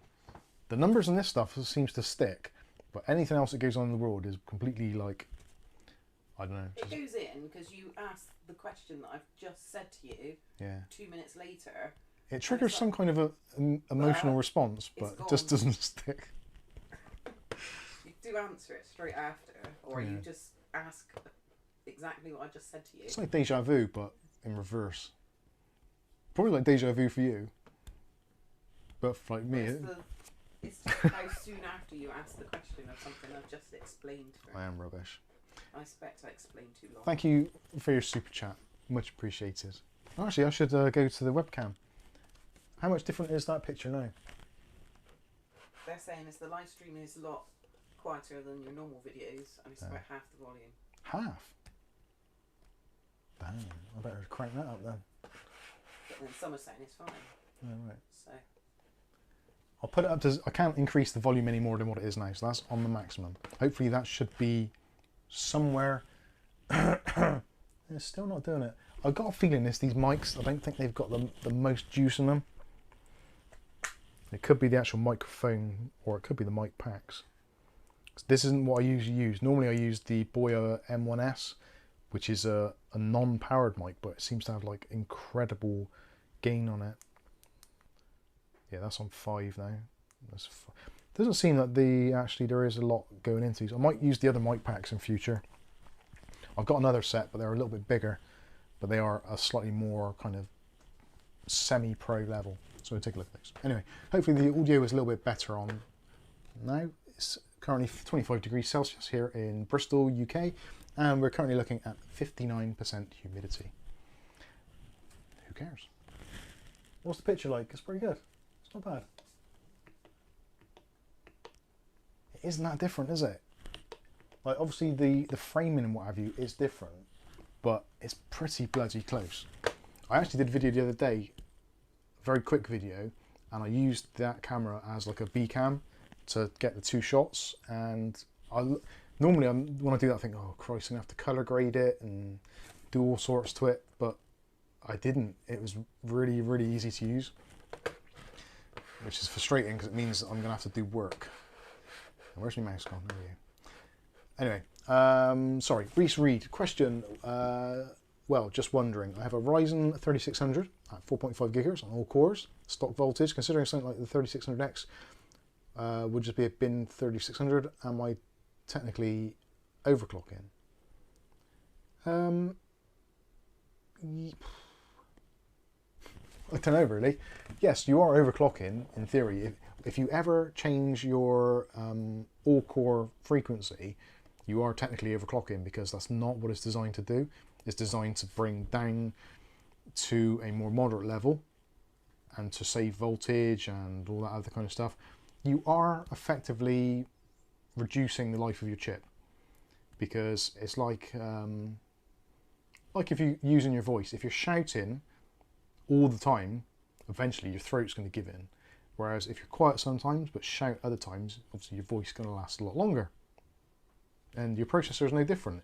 There are tiny little strands in there which carry electricity and data, and they can burn out, much like your vocal cords. So it's a very similar thing. So running it at its kind of optimum all the time isn't always good for it, even though it does give you relatively good results. And yes, technically it is overclocking.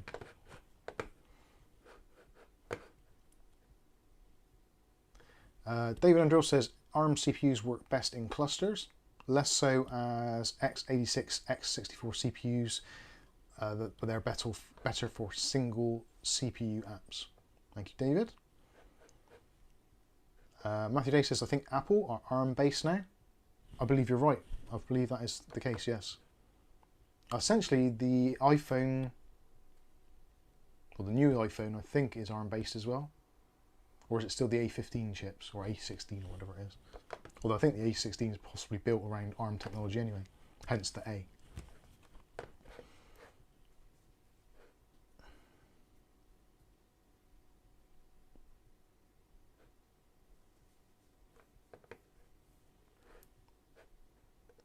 Mark Point says, I have the heat on today. Jesus. Des Duckers, yes, got a new 2TB Gen 4 M.2 drive, plugging it in tomorrow.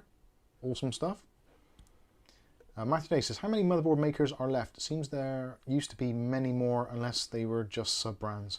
Well, you've got the main 5 currently. So you've got ASRock, Gigabyte, Asus, MSI, BioStar, kind of. Hang on. Yeah. ASRock, Asus, Gigabyte, MSI, BioStar, and then you've got an absolute wild amount of Chinese sub-brands, which aren't really sub-brands, they are brands of their own rights, but they, yeah, I'm not sure how I even explain it. They're not mainstream to us, but if you lived in the countries where they're produced or predominantly sold, they would be mainstream. Much like those Yeston graphics cards. Like for us here in the kind of more northern hemisphere, let's say, or the Western world, I guess. Geography's never been my thing. If you had a Yeston graphics card, you'd be like, what the hell's that? Whereas if you actually were in the other side of the world, you'd be very used to seeing that sort of thing on the market, and potentially you wouldn't have seen some other brands. So yeah, I think we get a more kind of curated amount of hardware as Westerners, unless you go to like places like AliExpress, etc. Lucky Man coming in a question. Ryzen 8000, why the heck? Got to be overkill. I think it's been on the roadmap, so it was inevitably going to happen. My thoughts behind it are that the 7000 series, they wanted to iron out the way that the processor works. With the 8000 series, they're going to be most likely integrating RDNA 3 graphics processing onto the CPU. At the moment, the onboard APU on the 7000 series is really poor. It's like a Vega 2 or something. So it's nowhere near as good as like a 3400G or any of those types of things, even a 2200G. The onboard graphics is basically for display only, but the 8000 series will up that to RDNA 3. So much better onboard graphics, which may be a standalone APU or maybe just the de facto thing. So all 8000 series will have great onboard graphics. If you want to use them, you can. If you don't, then you don't. It's entirely up to you. I'm guessing there will be the same thing as well, where some that don't cut the mustard, so to speak, will be disabled. So they'll be kind of like the non-APU parts, like such as the 4500, that sort of thing, against the 4600G. So yeah, interesting to see. The 8000 series should hopefully have ironed out a few other issues and inconsistencies, and with slightly better IPC, and it appears higher clocks as well. So anywhere up to an estimated 6 gigahertz.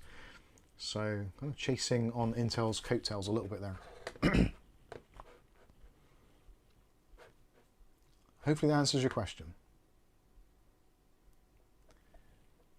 Where did I get to?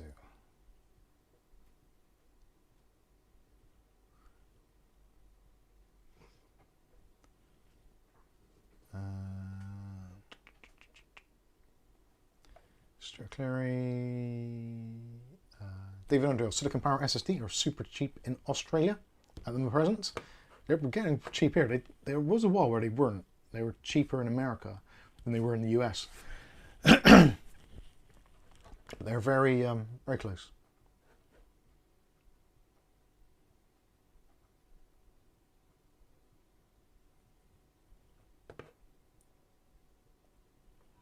They fall too bad. 2 new SSDs were PMYs, 256 gig. PMY will not honour the warranty, which is 3 years. I've had for 1.5 years, bought on eBay, and PMY says eBay not authorised seller. eBay won't do anything. That sucks. Stuart Cleary says I remember numbers very well, but names no. William says Calf Churchill, use a whip next time.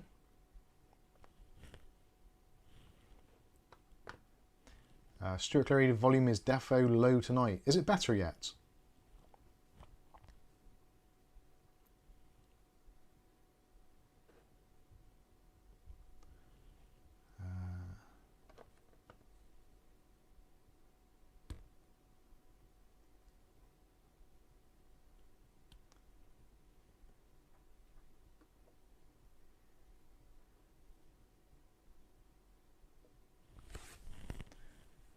I'm looking through the chat here, I'm getting confused.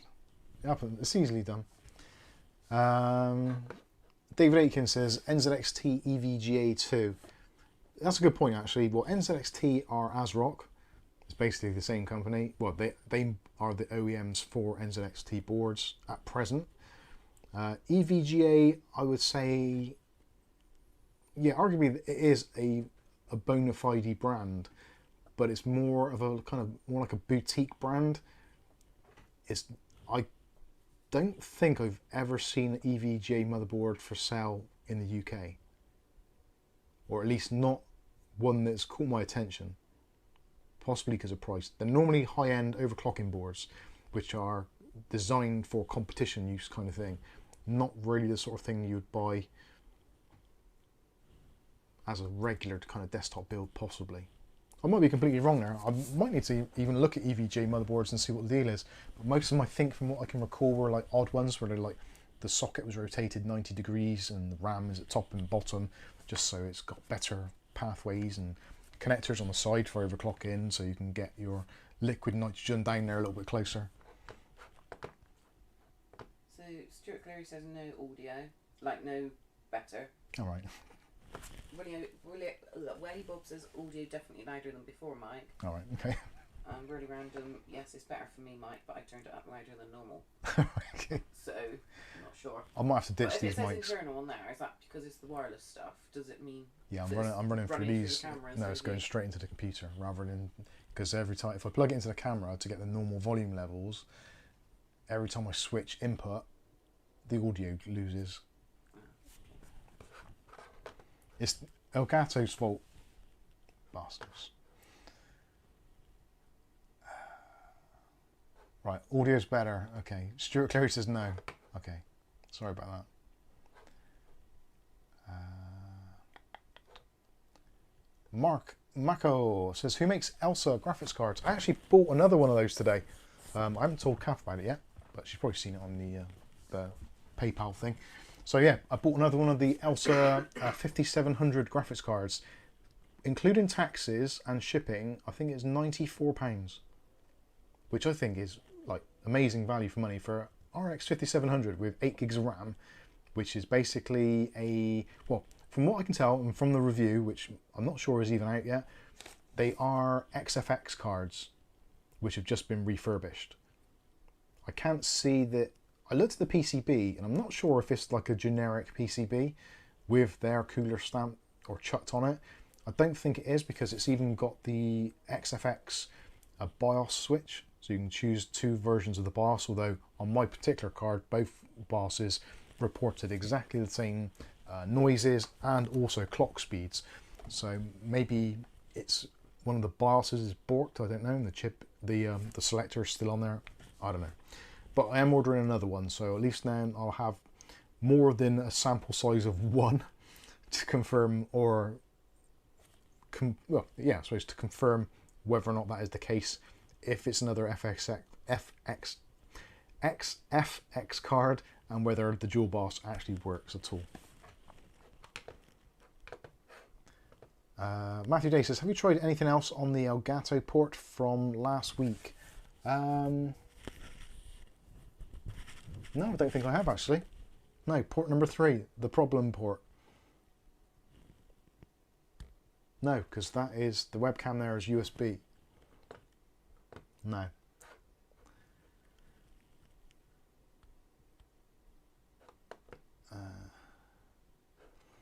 Nick Barnes, sound level's good, but English replaced with Chinese.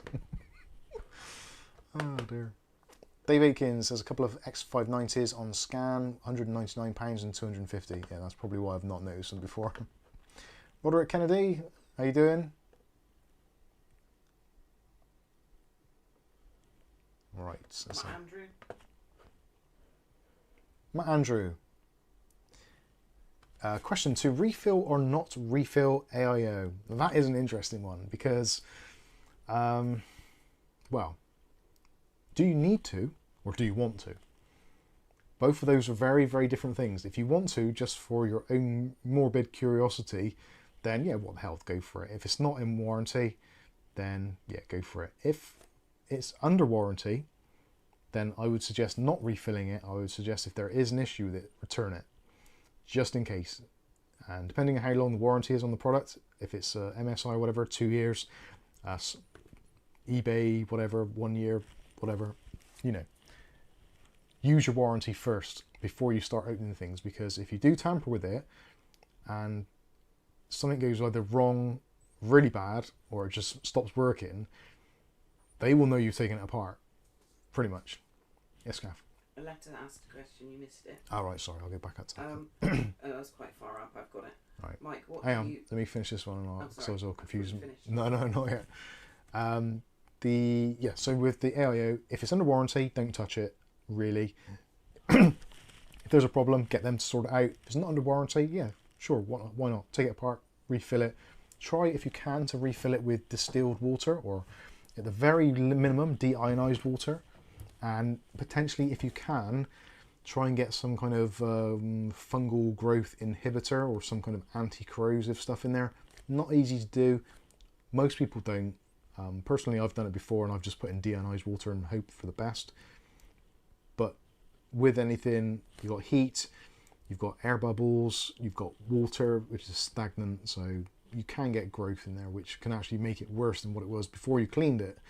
So ideally, your best bet is, if you can, just go onto Amazon or eBay or whatever and just buy some actual water specifically made for AIOs. That will have the anti-fungal growth inhibitors, the anti-metal oxidization stuff and all that. If you value your stuff and you are refilling it because you want it to last longer, you might as well put the right stuff in. Hopefully that answers your question. Right, what was the letter's question? Mike, what do you think about companies like ASUS experimenting with putting all the connectors on the back of the motherboard? I've been wanting someone to do that for years. Oh,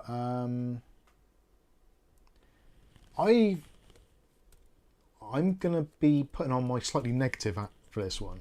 I think putting the connectors on the back of motherboards is gonna be something which appeals to a very niche market, and I would argue that probably a good 50% or more of the market struggle with the front mounted ones without having the added complications of rear mounted ones.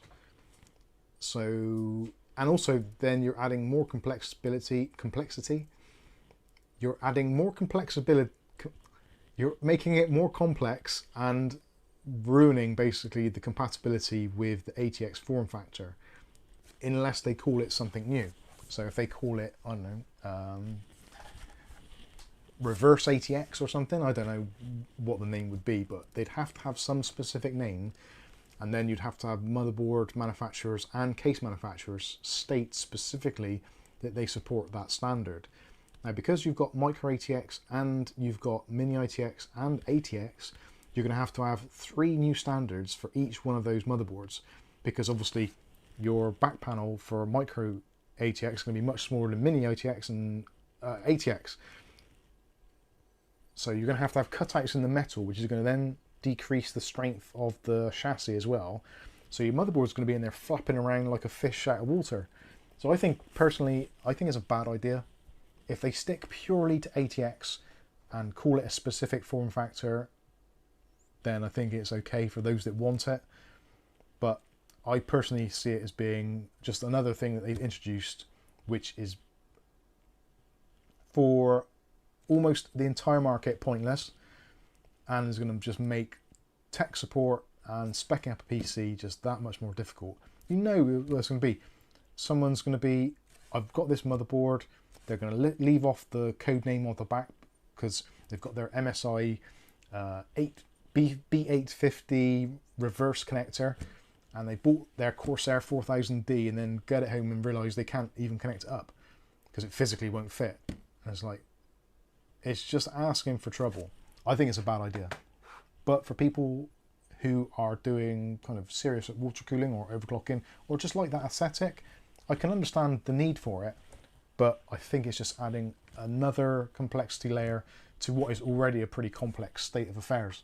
For people like us who kind of do this stuff all the time, we'll know about it, so we'll be looking out for it. But for Joe Public, who's building his first PC, he's going to be absolutely screwed. And that just means more costs to distribution, manufacturers, RMAs, and those costs are going to get passed on to us. So yes, it's going to add another layer of complexity and cost as well. I don't like it. You've probably guessed that. When you said distilled water, did you mean deionized? Distilled, ideally, deionized if not. Mark Barry asked a question a little bit further up, which I missed, I think. Question from Mike: what is the pick of CPU coolers for AM4 just now? Thinking about upgrading the AMD cooler lol. If you're upgrading from the stock one, you can do a lot worse than basically any of the Assassin range from Thermalright. I'm trying to think who else there is really in that kind of budget £20 mark. The Vitro V5 was always kind of the go-to, but I think now it's been surpassed by Thermalright in pretty much every way. I'm trying to think what the other brand was. There was another one. I can't think what it is now. Who's the alternative? There was another one which is kind of very much like Thermalright, similar sort of price point. Orange and black packaging. I can't think of the brand now. But yeah, basically budget coolers. So on this, the Jonsbo Pisa is probably going to be a good shout.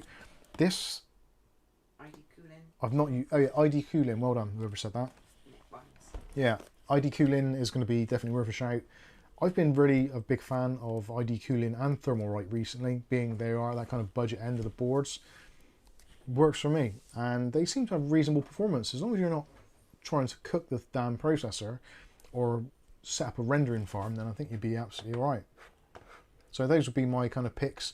It's weird. Traditionally, I would have been like Cooler Master, 212 Evo, Freezer 34, maybe Freezer 35. Those are kind of like the two go-tos. But I don't think I'd give Cooler Master or Arctic even a look in recently with their pricing. And very similar performance, if not worse. So you're paying, I don't know really, especially paying for warranty and possibly support, but Thermalright stuff, for the sake of 20 quid for a CPU cooler, if it dies, then what are you going to do? Well, probably easier just to buy another one and send it back, isn't it? Hello Trojan, how are you? Right, let's fast forward a bit. Who else had a question?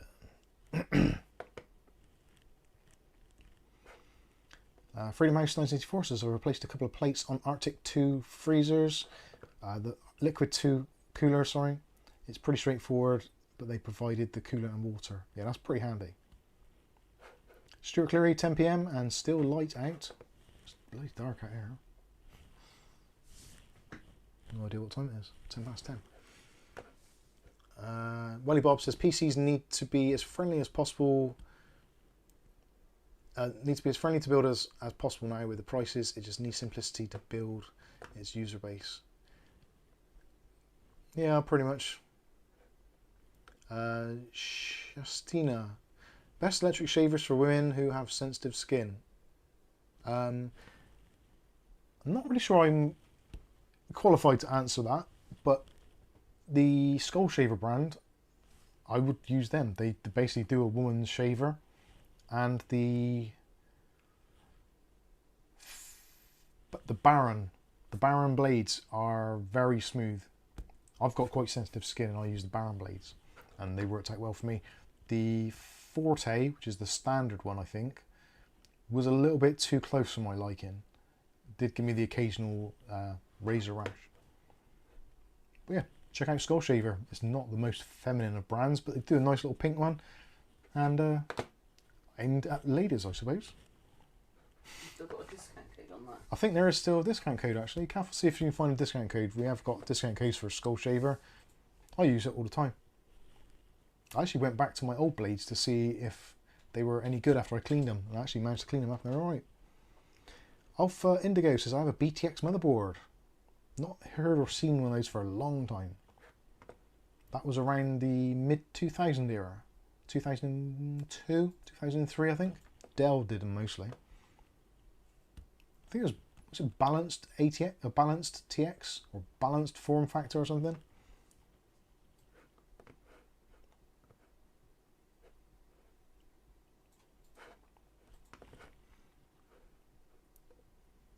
Welly Bob says, with PCs in general, knowledge is power and your best friend.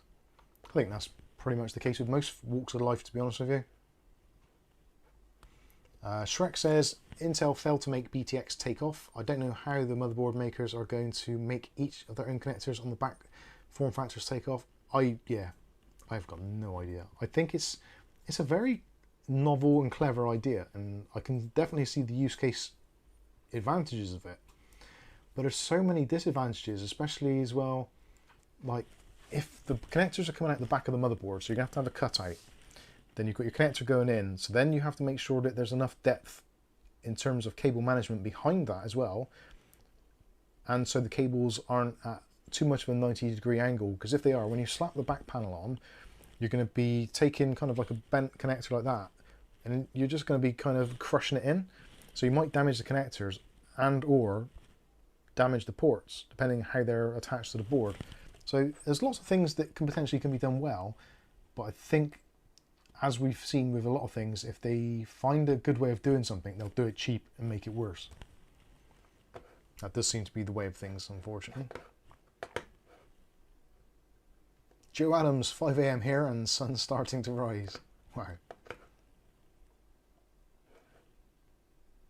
Shrek OC says, Thermalright 240 AIO is $50. My only complaint is the pump is just a tad noisier than the deep cool. Interesting to know, thank you. I was looking at those today actually. Oh, there we go. Thank you, Kath, for the Skull Shaver links there. So yeah, if you want to purchase a Skull... Actually, it's Father's Day coming up, the end of the month. Or it's a week away now? 2 weeks away? 2 weeks. Father's Day, I think, is 2 weeks' time. Sunday, not next Sunday, Sunday after.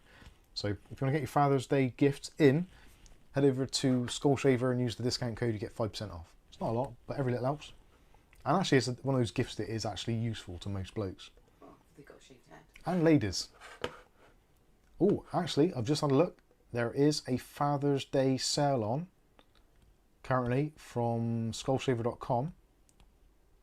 And you can get an extra £20 off of the Platinum Pro. That's an offer straight up on the as you go in.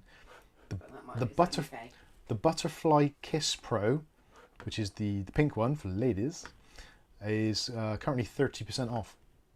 So not only can Father's Day deals come in, I'm not going to go down there. Worth taking a look at. Oh, that was a letter's question. Good. Matt Andrew. Question. I have a Z770X motherboard. What is your question? Or is that 2 parts and I've missed the other part? Yep, I've missed the other part, I think.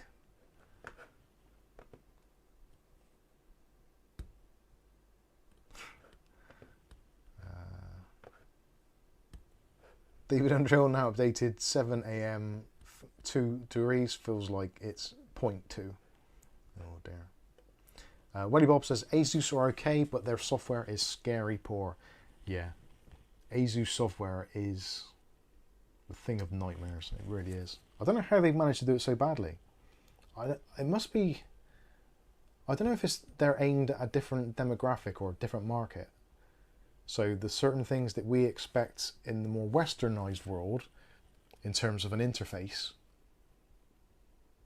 is very different from what the Eastern world uses or experiences. I don't know. Maybe it is. Maybe it is just that thing, the East versus West thing. It could well be. And maybe ASUS in the Eastern world is like, wow, this is just amazing. It works really well. Maybe we get the crappy end of the stick.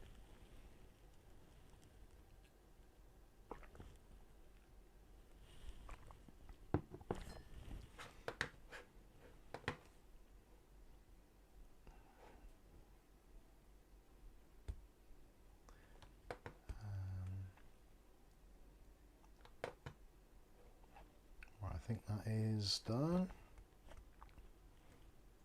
Letter missed your answer. Oh, sorry, Aletta. Could you rewind a bit? It was just as she put the question in again. Basically, I think it's a bad idea.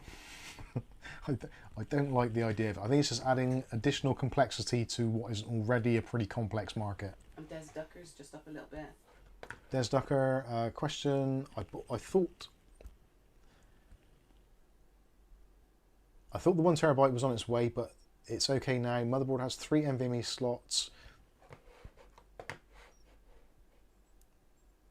Right, it's a slot thing for your NVMe. I get it. Yeah, certain motherboards, depending on what slot you're using, they will run drives faster or slower. So most motherboards of a certain era would be PCI Express Gen 4 top slot, PCI Express Gen 3 on the lower slots, and maybe only PCI Express 3 times 2 rather than times 4. Avengi says, what market want really bad software? Well, it may not be the fact that it is really bad software, just because it could be the fact that in Taiwan, China, whatever, Eastern markets, the software is in its kind of native format and works and is completely understandable. But with the translation to English, maybe there are some things which don't quite translate as they should do. So that's why the software seems to be like quite messy or not as good as you'd think it would be for the company. Could be just their shite, let's be fair. Stephen OBG, question, what are you drinking after 10 PM on a Saturday night? Cider? No, I'm drinking tea, cold tea to be fair.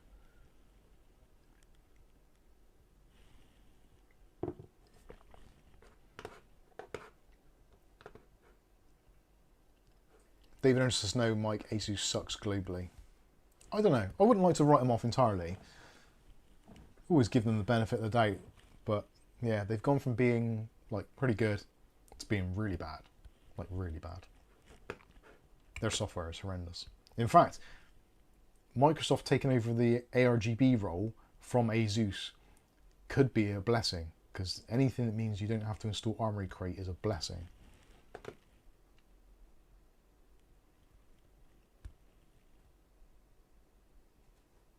Darren, didn't they? We were live. I was watching a rerun, but it don't come up on my feed that you're live. It comes up with your last. Comes up on my feed. Don't come up on mine. And the only thing I watch on YouTube is yours. Yeah, it's weird, isn't it? Don't use YouTube very often. Desdacker says, okay, we'll do that. Am I right in thinking it's not on CPU, it's on chipset? Yeah, normally the top M.2 slot on your motherboard is connected directly to the CPU. And then anything else below that is going to be connected to your chipset. So normally the link between the chipset and the CPU is slower than the chipset, sorry, the CPU and the GPU, or CPU and the first M.2. So chipset normally is like PCI Express Gen 3 on a Gen 4 system. It gets more confusing now with Intel boards, because Intel technically support PCI Express Gen 5 on GPUs and M.2s, but the chipset is still 4.0 and 5.0 in some cases. It's really confusing. Darren says, hi Mike, Kath, didn't know you was live, thought I was watching a rerun. You might as well be.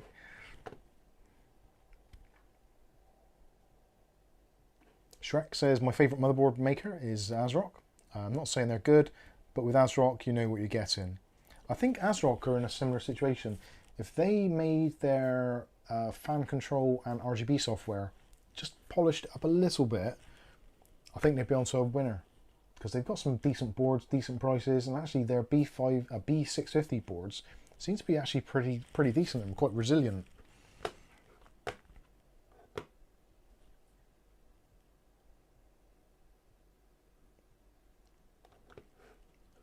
David Earnsell says, the 4600G system, did you test the supposed alternate DP support on USB-C, not common with AMD? No, I'll be honest, I haven't tried that, no. Actually, I'll put that on the list of things to do. Yeah, I will make a note of that. What is that, sorry? 4600G alternate DisplayPort support on USB-C. Actually, saying that, I don't think I can, because the motherboard I've got it on doesn't have USB Type-C, I think. I'll double check, but I'm pretty sure it's an A520, so I don't think it's got a USB-C. So I might not be able to connect. I might not be able to check that. Ultimate what? Sorry. Alternate display mode. Just I'll know what that means. Just put USB-C alternate display or something. Wendy Bob says, with NVMe being cheap, people need to be aware of how their motherboards take advantage of them and how different slots M.2 ports cripple them. Most definitely. There's times in computing where you get like an avalanche of things. So after the 3000 series processors came out, BIOS updates was mental, and it's actually starting to be like that again now. This time of year it seems to be a lot of BIOS updates, so maybe the B450s are starting to kind of give up, or because the 5000 series have gotten pretty cheap, as most suppliers are trying to get rid of them. Lots of people doing BIOS updates, so that is the thing at the moment. But yeah, M.2 problems and people not getting full speeds out of drives, and it's going to get to the point now where all of us, and myself included, where we've gone and bought cheaper motherboards based on the B series chipset, that sort of stuff, then that is when we're going to start getting bitten in the backside, because the B series chipsets always have bandwidth issues, I suppose you'd say, when you're installing more than one M.2 drive, or at least in the majority of cases. So yeah, I think we're going to start seeing a lot more people with PCI Express Gen 4 drives, and expecting to see kind of 4 gig per second read and write on the majority of drives, but maybe seeing kind of 1.5 if you're lucky. So yeah, there's going to be a lot of it. I've actually spoken to somebody yesterday, I think, on the Discord about it, saying they bought like a Samsung 980 Pro because it's PCI Express Gen 4, 5 gigabit per second or 4 gigabit per second speeds, but they put it into their system as a supplementary drive into one of the lower slots, and they're getting like 1.5 gigabit per second. It's still fast enough, but it's not what you're paying for. So it gets to the point where people are going to be spending a lot of money on a lot of drives which are really expensive, but they're not going to see the value of it. Or at least most of them that do it probably won't benchmark it, so they'll never see it anyway. But there will be those that will be like, oh, why is my drive like a quarter of the speed it's meant to be? And it's going to be very common. Pac-Man's off. Cheers, Pac-Man.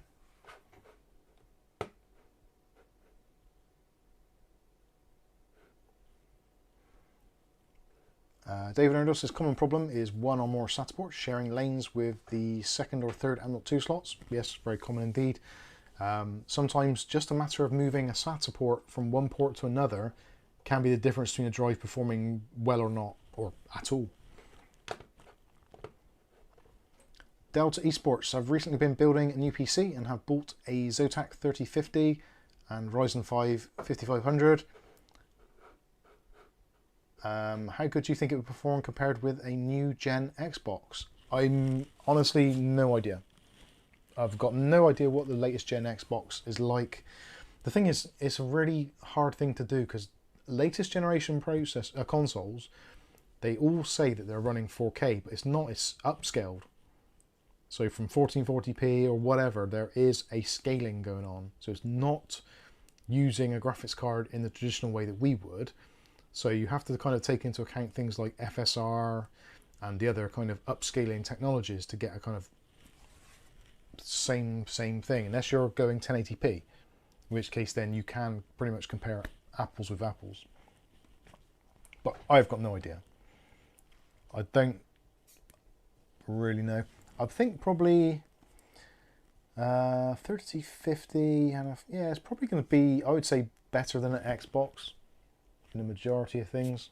But regardless, it depends. A PC is, well, if you're buying a PC for gaming, buy an Xbox or a PlayStation. If you're buying a PC so you can game and do emails and do word processing and all the other stuff that PCs can do, download torrents, all that kind of stuff, choose your apps, upgrades, etc., then that's why you're buying a PC. You're not buying a PC because this spec is better than an Xbox. And if you're having this argument with your friends saying, they're saying, oh, your PC isn't as good as my Xbox, say, well, you try downloading torrents on it. Game over.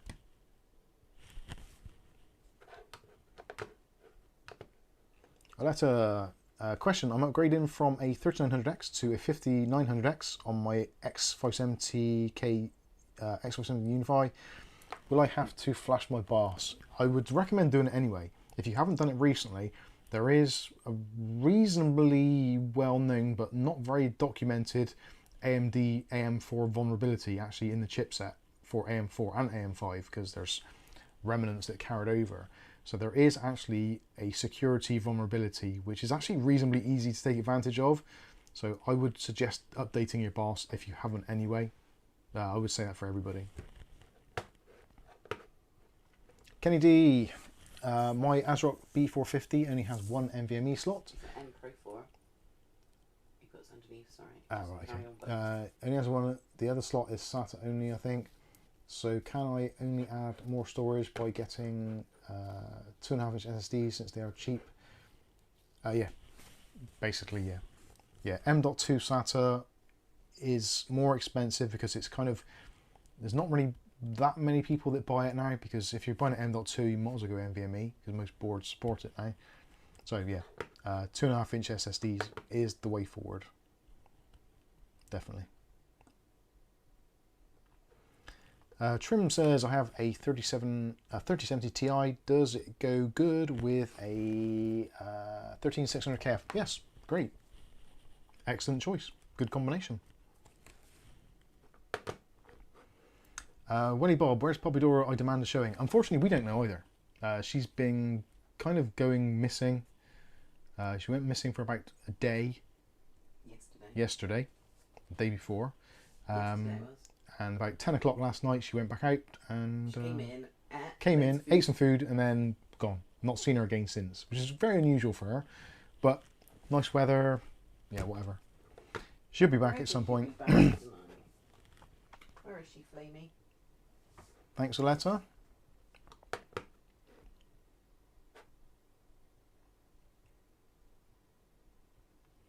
Yeah, she'll be okay. She's probably out having fun somewhere. Poppy has a boyfriend, probably. It is that kind of summery thing. Lots of Poppydoras soon. Did you hear that thud? That was my heart sinking, everybody. Freedom House 1984. The ASRock tells you not to update the BIOS. I think MSI started doing this as well. First thing I do is update the BIOS. If it bricks it, it goes straight back to Amazon. No questions. I agree. Maybe Poppy's. Here he is. Ah, there's Poppydora. Poppydora. Good timing. Oh. Where have you been again? Where are you gone, monkey? Come on. Hello. You okay? She looks a bit skinny again, doesn't she? Oh, she's only eating once a day. Oi, Popsy. All the others love her and they just all wash her. She's back. Oh, Flame has been miserable as hell all day. He's been moaning. He's like a little lovesick teenager. He loves her. He's like out there washing her now. She Cool, she's gone for some food now, so when she's come back in, we'll try and get her back on camera again. Calf's closing the window now. Sod us all getting hot. You're staying in, Poppy Dora. Where you been? Yeah, speak of the cat, and boom, as if by magic, the poppy. Happy. Yeah, the poppy appears. Thanks, Welly Bob, for Thank you, Willy Bob, for manifesting her back. summing up the poppy from the deep. Bless her.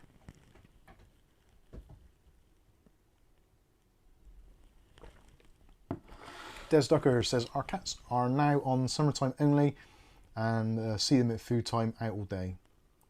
Yeah, we don't see. Well, it's really unusual because Poppy is like a really clingy cat. To me. And like literally, this is the only cat which you've ever known where she actually physically hugs Calf.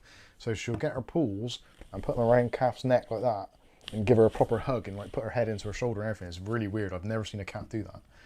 So yeah, she's generally. I just realised actually, it does say there, YouTube is getting upset because it says the stream's current bitrate is higher than the recommended levels. Let's open the widget. What does that say? Suggestion. Oh, we recommend you use a stream bitrate of 4500 kilobits per second. Well, that's what I normally use, knobheads. Oh man. Anyway. Right. Welly Bob says, I thought Poppy was Angel's cat. Yes, but as most of you will realise, if you have either teenage or kids, basically, they look after all. So if they want anything like a hamster, a cat, a pigeon, a tortoise, ultimately it's their pet, but you're responsible for basically keeping it, cleaning it, feeding it, etc. We are the grandparents of Poppy rather than her mum. Yeah. Dad. Angel's her mum. We're the grandparents.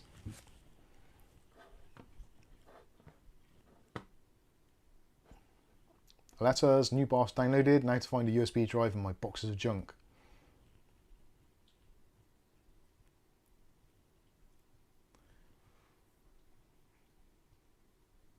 Tristan says my cat Ivy is now on my desk, making sure I pay attention to her. Oh, cats are sweet. I don't like them. I know it's a terrible thing to say. I don't like animals in general because I'm a selfish bastard. I really am. I find it hard enough to look after myself, let alone think about other people. I think that's part of my kind of being on the spectrum somewhere. That other people thing really kind of, yeah, something's not firing up there on all cylinders. I think, not sure, possibly. I think it's very common for a lot of males. Anyway, so yeah, Pop is the only one that I really generally worry about. The others I did to some extent, but Maisie, because she's quite frail. Daisy as well. Fling, he's like rough and tough, so I let him do whatever he likes. But yeah, Poppy is a weird one. She's like the baby of the family, so I kind of... We still call her a kitten, and she's like almost 2. She's almost 2. She's still the size of a kitten, so very kind of... Yeah, she doesn't go out much, and it's weird. Irie Wolfman says, I've inherited 3 cats, so now it's wife, 3 kids, 3 cats and a dog. Wow. Welly Bob says, older I've got, the more I worry and care about my cat and dog. Yeah, so I can understand it. I think that's why I don't like animals, because I don't want to have that extra responsibility. It must be so nice to be able to just go to sleep at night and not worry about things. Just worry about yourself, your own internal demons and things, rather than like, oh, wife, kids, cats, plants, garden, studio, YouTube. Sometimes it just gets a little bit too much, especially when you've only got a tiny little pea brain, which the rest of it is filled with bloody SATA drive, hard drive numbers and graphics card specs. Darren, please explain what is bottlenecking. Is it something I could fall into by trying to get decent parts like a Ryzen 9 1500X and a board I'm interested in, as well as a ROG Strix B550F gaming? Right. Bottlenecking. How can I put this in a very kind of easy way to think about it? Right. The term bottlenecking is literally what it is. So if you go down a river and you've got a nice wide river, then you get to a point where it narrows. So when you've got a big bulk of water, it's all moving along nicely and smoothly and calmly. Then when it narrows, you've got that massive body of water, data in our case, all trying to go through a much narrower pipe. So the water speeds up because it's trying to get through as fast as possible, and it also gets rougher as well because you get turbulence because all that water is trying to funnel through. Now, if the bottleneck or the thing, the cap, or the kind of the data flow point, if you look at it in a three-dimensional space now, so if you think of it like bathroom fittings, so for your sink taps, normally you've got like quite a narrow tube, whereas for bath taps, obviously you've got a bigger tube because you want the bath to fill up quick, you want to get more water in there, so you have a bigger pipe. On a sink, smaller pipe because smaller tap, less water to be going in there. So if you tried to fill up your bath using your sink taps, it would take forever because you're waiting for all that water to come through that small tap. And bottlenecking in terms of PC is the same thing. So all of your components are all working on like a bus or like a ring, like a roundabout almost here in the UK, if you're not in the UK. I think you are. So if you imagine a roundabout, if you've got maybe 20 cars trying to get on one junction, but 1 or 2 on the others, the flow of traffic is going to be really messed up because they've got those 20 cars going round and those other ones are going to be waiting on the sides and they're going to be like, when's it my time to get on the roundabout? So if you've ever been in a traffic jam or been to London, you know exactly what it's like. M25, it's horrendous. It's like a free-for-all. And that is kind of how bottlenecking works. So if you've got a super fast processor, there's only so much that it can do based on what is around it. So if you've only got like 8 gigs of RAM, but a really fast processor, you're still going to have a slow system because your 8 gigs of RAM is going to fill up pretty quickly. And the same with a graphics card. If you've got a really, really rubbish graphics card, but you've got the best processor, you're still going to have rubbish gameplay because your graphics card can only take a certain amount of instructions at one time. And when it comes to data transfer, so with PCI Express, you've got your generational buses, so you've got Gen 1, Gen 2, Gen 3, Gen 4, and kind of Gen 5, but that's not really topical at the moment, so we'll ignore that. And each one of those generations has 5 speeds. So you've got 16 times, 8 times, 4 times, 2 times, and 1 times. So that's the amount of width in that bus. So there's only a certain amount of lanes available. Most processors, I think, 20 or 24 lanes. So if your graphics card's taking up 16 of those lanes, that leaves you with either 4 or 8 lanes. 4 of them will be used by the chipset to communicate, so that only leaves you another 4. So then motherboard manufacturers have got a choice of either keeping a single 4 or splitting that 4 into older generational, because as you go down through generations, it kind of, it's double. So PCI Express Gen 4, anything, is kind of twice the speed of times 3. So a times 1 time, Gen 4 times 1, I think is the same as Gen 3 times 2. I could be wrong there, but I think that's basically the gist of it. And obviously then PCI Express Gen 3 times 1 is PCI Express Gen 2 times 2. Hopefully that kind of makes some sense. Basically the bandwidth of the generation is like that, fans out.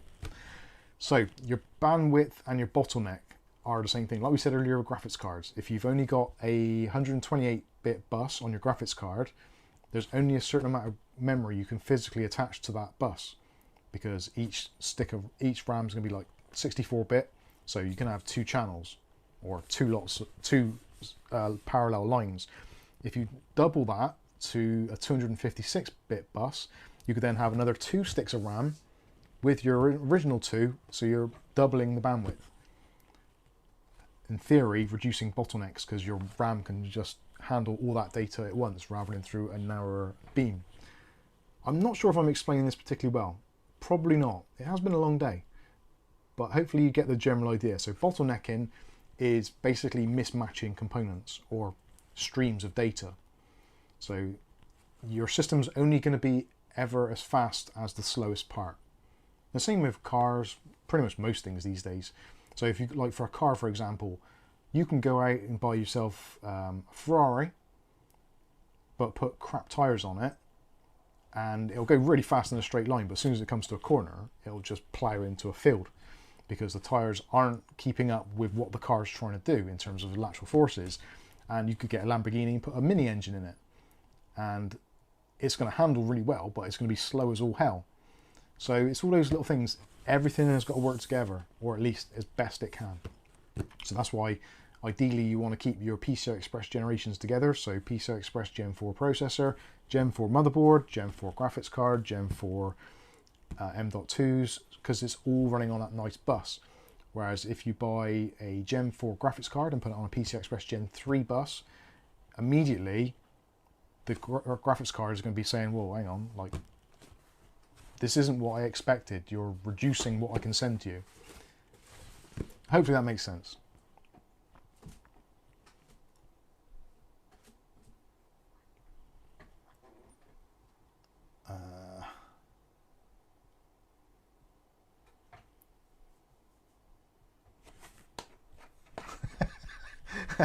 Shrek says, when somebody tells you your CPU is going to bottleneck your GPU, that's the PC building equivalent of your epidermis is showing. Good one. I like that. David Underhill says, bottlenecking is driving on a 400 km/h limit autobahn with the Morris Marina. Yeah, Morris Marina with the fridge in the back, because you've got to keep those back wheels down.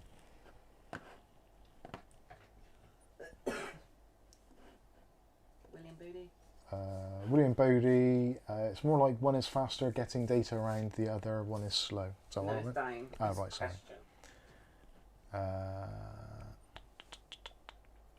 Craig Gaming, speaking of the BOS flash updates earlier, my new MSI Mac Tomahawk B550 Max Wi-Fi has a BOS from 2022. Should I update it if it's running well as it is? I would always say, there's two sides of the coin. If it's running well, don't bother, leave it alone. But just because it's running well doesn't necessarily mean you can't see what's going on under the hood. So BIOS updates are there for a reason, for stability, security, and new features generally, not necessarily in that order. So at the moment we know there's definitely a vulnerability in the AMD BIOS. So for that reason alone, for security, I would say yes, update your BIOS. There's definitely updates for compatibility with certain RAM, so potentially that is worthwhile.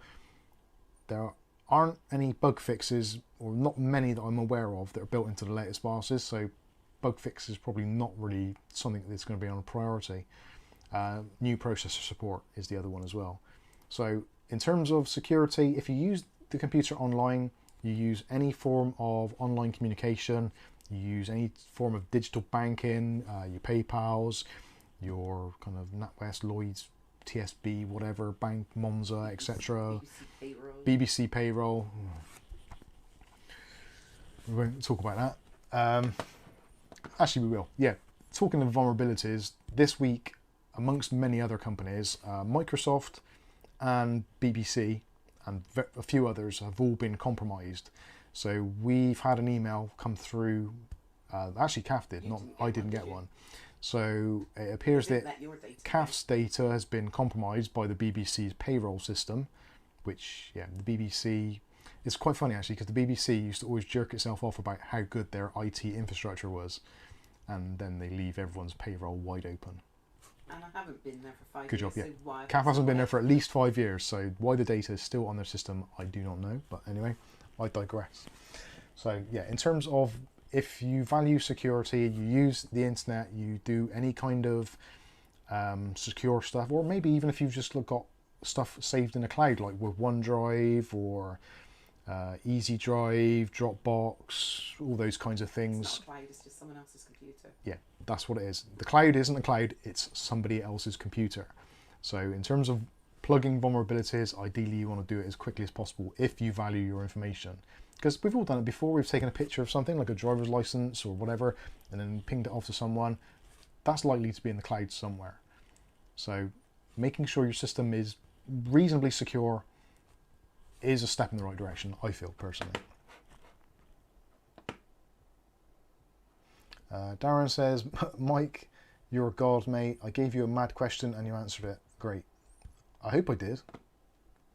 I do worry that I don't always explain things, or I explain them badly, and very long-windedly, which I probably do. Yeah. Long-windedly is good for watch time, what can I say? Not good for keeping my eyes up.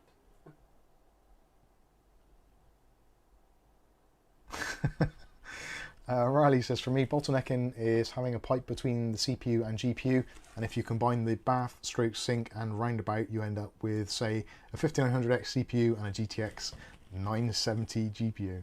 Yeah, that's pretty much an extreme version, yes.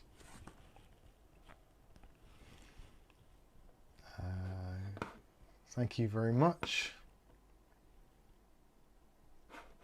Alpha Indigo, thank you for saying that. Dutch Jan says, or a Lamborghini engine in a Mini. Yes, that would be interesting as well. William Bodie says, question, is it bad for me to do a BIOS update on the MSI motherboard now? If you're doing any sorts of updates on MSI stuff, because of their other vulnerability where they've actually been kind of hacked or breached, don't download anything at all from MSI unless you're 100% sure that it's MSI's site. You can do that by clicking on the padlock icon in your top left hand corner of your screen and verifying that it is the site it is. If it is, it will have HTTPS and it will have the secure certificate. So if you're not too sure, definitely check with that. Alternatively, use MSI Center, although for BIOS updates, probably not. It has been known to be a little bit flaky.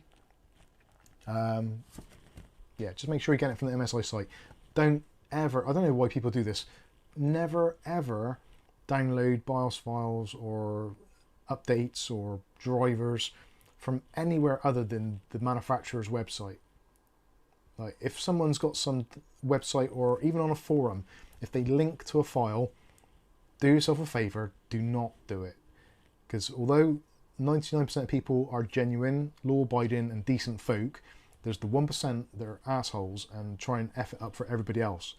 So by injecting some malicious code or Trojan or trace program, whatever it is, it's relatively easy to do. And if you're downloading files from random sites or not the original manufacturer's site, you are potentially opening yourself up to hacks, malware, Trojans, viruses, etc., etc. So just try not to do it. Think about what you're doing. Like if you went to the bank in the high street and suddenly there was a close sign on the bank and someone had opened up, yeah, all got that. Yeah, welcome to Britain. If you went to your local bank and it was said shut on the front door, but conveniently the shop next door was open with some dodgy geezer saying bank transfers taken care of here, clearly you're not going to do it. So why would you do it on the internet when you wouldn't do it in real life? Although saying that, some people would do it in real life. Hopefully no one like that is watching this program or this video, VOD, whatever you want to call it. But obviously people do it. Some people are pretty gullible. So just think about what you're doing. Take a step back, and I do it myself when I get emails. Like I read the headline, it says, Mike's Unboxing, we want to work with you. And you click on the email and it says, oh, blah, blah, blah, we will do this, we will pay that, etc. And there's a link, like a zip file or something attached to it, or a PDF. And it's like, as much as I want to open it, like doing that is a stupid thing to do because it's not solicited. I haven't asked them to contact me. I don't know who it is.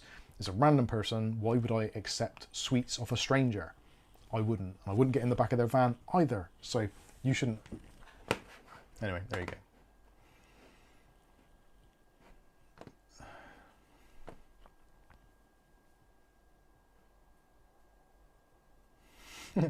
I recommend if you see an ASUS firmware update, call the fire service first. Always a good idea. O'Reilly says, whatever you do, do not get a BIOS update via Windows updates, optional updates, unless it's a Surface. If it's a Surface device, those generally actually work okay, but anything else I would avoid like the plague. Craig Gaming says it's in beta anyway, the latest. I don't fancy it. To be fair, actually, a lot of the recent beta BIOSes, I had this conversation with somebody else actually. They were saying, I don't want the latest BIOS because it's a beta. But I said, well, yeah, but the beta actually contains the fix for the vulnerability, and the only reason it's beta is because it's only just come out and it hasn't been validated yet. So you're kind of either on the fence of running older BIOS, which is potentially able to be hacked or there's vulnerabilities within it, or you go for a beta version, which might potentially introduce some instability. It's too young to tell, but is going to potentially mitigate you from that vulnerability. So it's kind of like a two-sided coin. Which do you prefer? Are you relatively happy you don't do anything online which could be compromised, or would you prefer to have the kind of the knowledge that your system is more secure than it was, but potentially unstable, although that at present isn't the case? And more than likely that beta BIOS, after a couple of days of testing, will become a full-fledged BIOS anyway. You can normally tell which ones do. So if you see a BIOS number and it's like 15B, that's a BIOS beta. If it then becomes version 15, that means the beta has passed testing, and is that. If it doesn't pass it, it will become version 16. So look at your BIOS numbers and that'll tell you if the betas have been basically upgraded to full releases, which a lot of them recently have been, especially for MSI. Saltire says, alright, no, that's right. It says, Craig Gaming, unless it's something important that affects your motherboard, leave it as it is, in my opinion. It's, yeah, like I said, it's depends which side of the coin you're on. Yeah, Des Ducker says, that's a pretty good point actually. For the AM5 SoC voltage BIOS, it's actually worth doing, even if it is a beta, because potentially it's better than cooking your chip or your motherboard.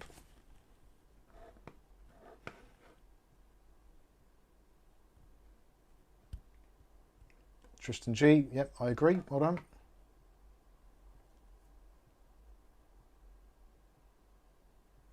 Shrek says it would be nice if you could split Gen 4x4 into Gen 3x8, but that's not really possible. No, sadly not. In theory you can do it, but the reality is different, very much so, because of the actual physical traces. But in principle, yes, you could split it if reality wasn't a thing, which I quite often wish it wasn't, especially for stuff like that. Firestorm says, what did I miss? Oh, not sure. Not a lot, probably.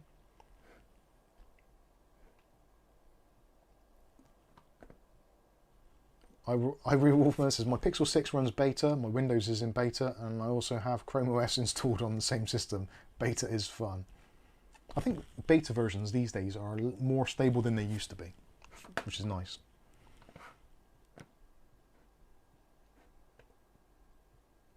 Darren says, screw the TV license, I'd rather pay to watch you, Mike. At least you only do one rerun. I don't know. I do. Might do a few at Christmas. Yeah, I do a free. For 10 years. I do the same video a few times. Like, oh, amazing. You only got to check out like Mike's Unboxing. Go to the videos and then type in BIOS update. There's probably at least 30 there. So I've kicked the ass out of those.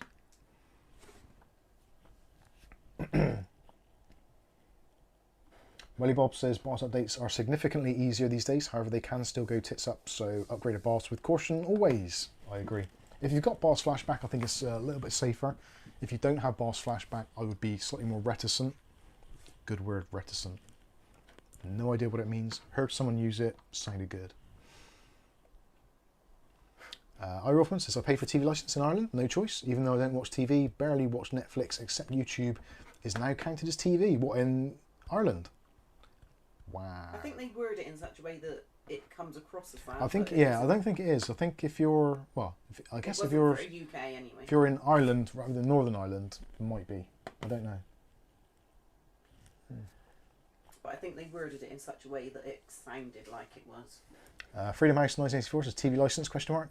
If you're not in the UK, the TV license basically is, originally in the UK, the only service provider was the British Broadcasting Corporation, or BBC, and they came up with the bizarre idea that if you actually wanted to listen to television or BBC radio stations, you'd have to pay a license to be able to receive those signals, even though they're free over the air.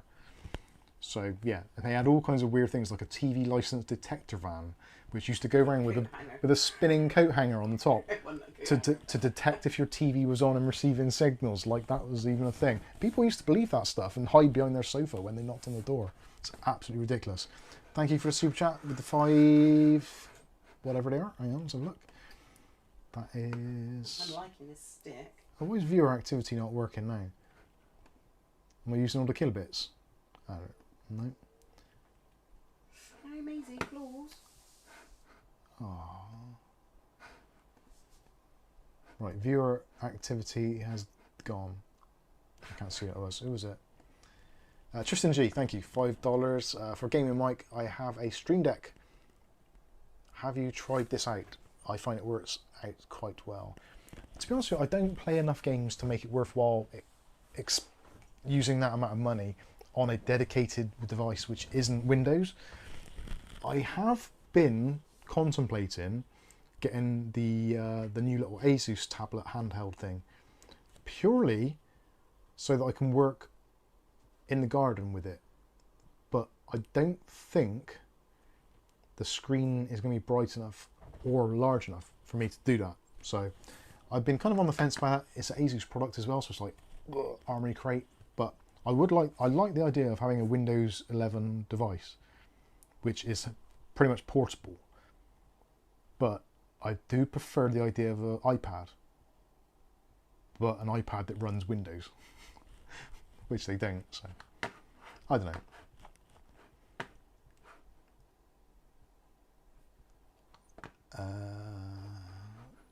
So hopefully that answers your question. Thank you for the super chats.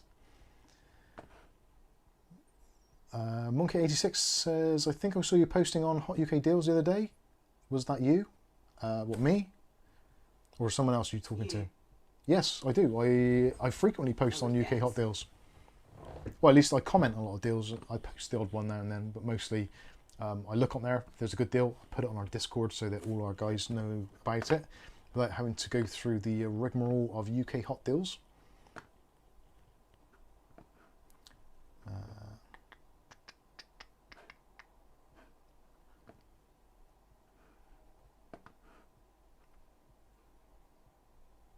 Wolfman, yeah, basically reiterating what I've said there. Sometimes betas are viewed stable. The only change, only the name is changed to final after a while. Yeah, that's exactly right. That's happened quite a lot recently.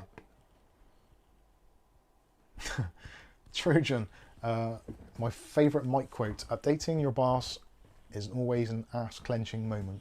I do believe I actually did say that in a boss update video.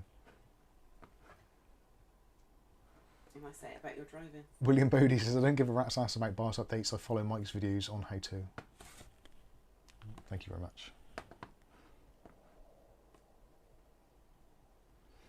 David Underhill says, TV detector vans could actually detect TVs. They sense the frequency of the IF stages. Would they have been that accurate, though, for TV detector vans?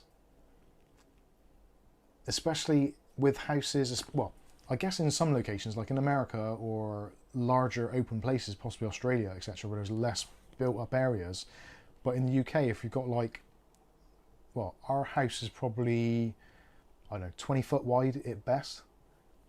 And if it's a rank of houses and there's like 4 houses within like a our TV area, less than 80 foot, yeah, it's, I would imagine, I can't imagine it having to be able to pinpoint a specific house. I suppose if they got a list of who's paid and who hasn't, it could do, but yeah, I think the technology, considering this was like in the 1970s, I don't think really the technology would have been that good. They do that? No, I don't think so. They just come around to the addresses.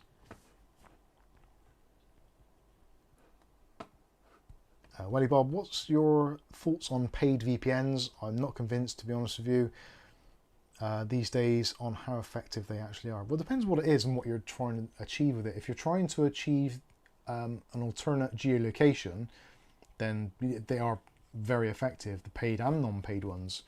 If you're looking at downloading content or uploading content to somewhere without your ISP knowing what you're doing, or to remove any traces of your IP address or physical location to uploads for that anonymity, then no, VPNs don't work at all, because almost all of them, especially within the Five Eyes union, they basically transfer data around to each other.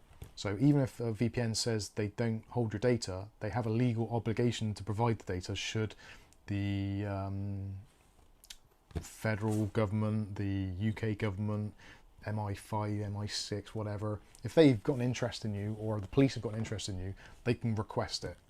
and they can find out. So if you're uploading or downloading films, movies from somewhere through a VPN because you think it's safe, it's very much not. You can still be tracked. And all the data is going through your ISP anyway, with all the tags on the end of the headers for the packets. But surely if these vans could pick up signals, then they would use, their technology would have improved and they'd still use them, wouldn't they? You'd think so. It's just a fear thing, isn't it, I think. I never saw one though, did you? Pictures. I was just reading about Irie Wolfman. In the Republic of Ireland, TV licence law, if you have a TV, you must have a TV licence. This applies even if the TV is broken and it is capable of being fixed. If you have other equipment capable of receiving TV signals. But how would they know any of that?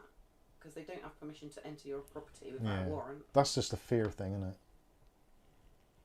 So, yeah, so if you've got a TV, so if you've got an aerial satellite dish or cable, you must have a TV licence. But our aerial's hanging off our roof.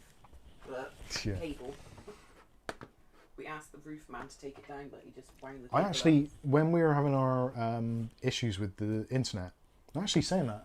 Has the stream been okay? Has there been any lag or stutter? I've not noticed any actually, have you? No, I haven't noticed anyone saying it. So hopefully that's settled down now. Yes, when I spoke to Virgin Media, because we don't have a TV licence, and technically we don't have a television because we have monitors, and we don't watch any live television at all from any of the providers. We only ever watch catch up at best, which I don't think we even do now. We basically watch all of our content on either kind of YouTube, Rumble, Odyssey, you name it, all those kind of basically video streaming sites, Vimeo, whatever. And I said to them, like, we're renegotiating our contract. Can you take off the TV package? Because the TV set-top box has never been plugged in. It's still in its original box in the front room, never been used. We don't have TV, we don't watch TV. And they're like, well, no, if we take TV off of your bundle, it's actually costs more. You get a discount for having TV. It's like, well, how does that even work? Having a bundle of 3 things, how can having a bundle cost less? Now, I guess in terms of if you go to buy something as a physical thing, you get the economies of scale. So some shops will do like a fake promotion.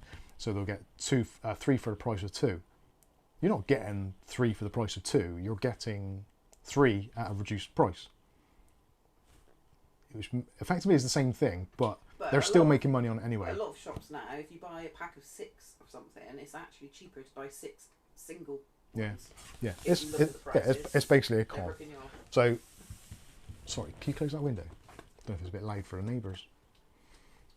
They might not be appreciating tech talk, or it might be putting them to sleep. I should charge more. Yeah, so they basically said, no, we can't remove it from your package. And I said, well, how does it affect me then? Because I don't pay a TV license. The fact that you're providing me with means of receiving live television, you're almost committing me, or you're almost forcing me to potentially commit an act of, well, it's not illegal, is it? What's the, no, it's not unlawful either, is it? What's the thing they say? Because there's no law against it, there's no government thing against it, is there? TV license, so it's not unlawful, it's not illegal because it's not been made illegal. It's against, is it a statute? No, it's not a statute. Basically, they're making me commit what could potentially be viewed as a crime by supplying me the means of receiving live television. And yeah, they basically wouldn't budge on it. So, sorry, that was a long way of getting into that shitty story. My apologies.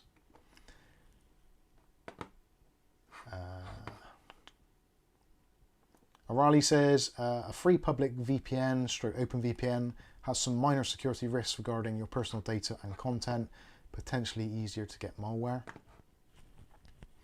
Yeah, I think the VPNs traditionally would always be used to link to sites.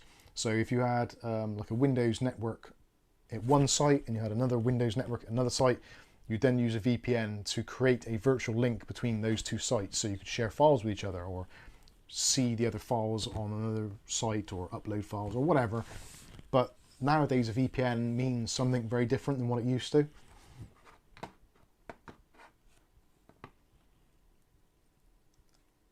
David Thompson, prosecuted for not having a TV licence, is classed as a fraud. I don't think they can do anything about it, can they? Yeah. Just send in there. Because now they sell your debt to some bailiff. Yeah, nowadays in the UK, if you get caught out with no licence and potentially having a TV, whether you do or don't, they sell the debt, I think, to Capita, I think it is. Yeah. And Capita will then send some goons round and basically make demands on you. At which point, you're well within your rights to say nothing, ignore them completely.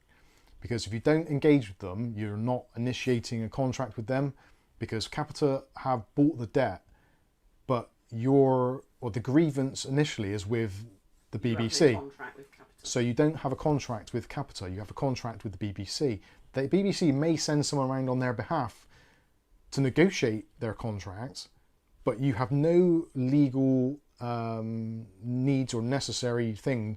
There's nothing compelling you to open that door and talk to them. They can threaten you all you want, and they can say, well, we're going to break down your door. You say, fine, I'll call the police. And then the police will come around, and then you probably have to explain the law to the policeman as well, because they don't always know it. But yeah, your contract is with the BBC. If the BBC wanted to come around as a civil matter, a representative of the actual BBC could, in theory, turn up on your doorstep and discuss the matter with you. But if they send a third party, you have not got a contract with that third party. You have not signed anything to say that you agree that in the event of a default of payment, that your debt will be transferred to a third party, because your contract or implied contract of receiving TV with the BBC is purely with the BBC. That applies to a lot of your bills. Yeah, that's with everyone. Knowing the law is like amazing. iRaw says great quality today. Awesome. We have got double the recommended bitrate. We could probably stream in 4K to be honest with you, but I don't want to do that because I look bad enough as it is.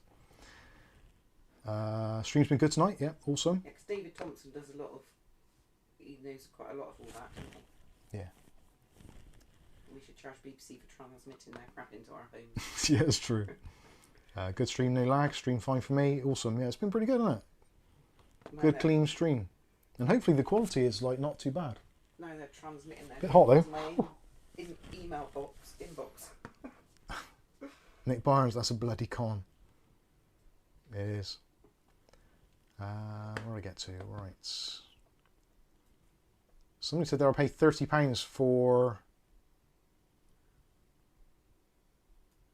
Stephen says no lag, 100% A-OK apart from the audio volume, but that's a thing with all streamers, stroke YouTubers. Yeah, I am basically maxed out at the moment. But I will use my other microphones next week, see if that's any better. You'll have to tune in to find out.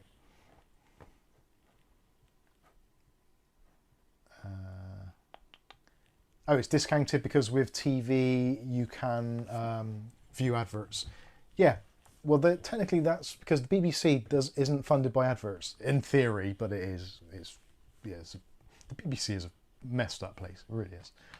But yeah, for ITV and stuff, because ITV gets a section of the license fee, but it's predominantly supported by its own advertising revenue. And then they sell their programmes, don't they, through a different. Yeah, BBC create programs under the banner of the BBC or BBC World Service or BBC Studios. BBC Studios is a privately owned company, but the BBC pays the BBC Studios to make content.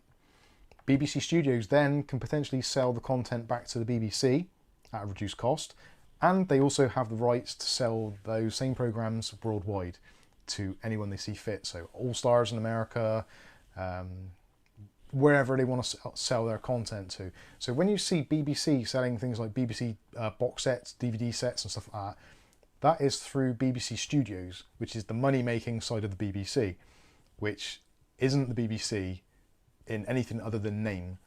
It's just a massive con. Massive. It's basically money laundering, but it's not, for legal reasons, I can't say that it's money laundering, but it looks like it. Not that they care what I say, because they'll just take money for anyway. Robbing bastards. Anyway, moving on. Firestorm, I pay 30 for 500 meg up and down. Pretty awesome. We pay 50, I think now, for 1 gig down and 100 meg up. Because we've got basically asynchronous. Even though it's cable, it's not equal up and downstream. Mookie's become a member again. Thank you, Mookie, for the membership. Thank you very, very much.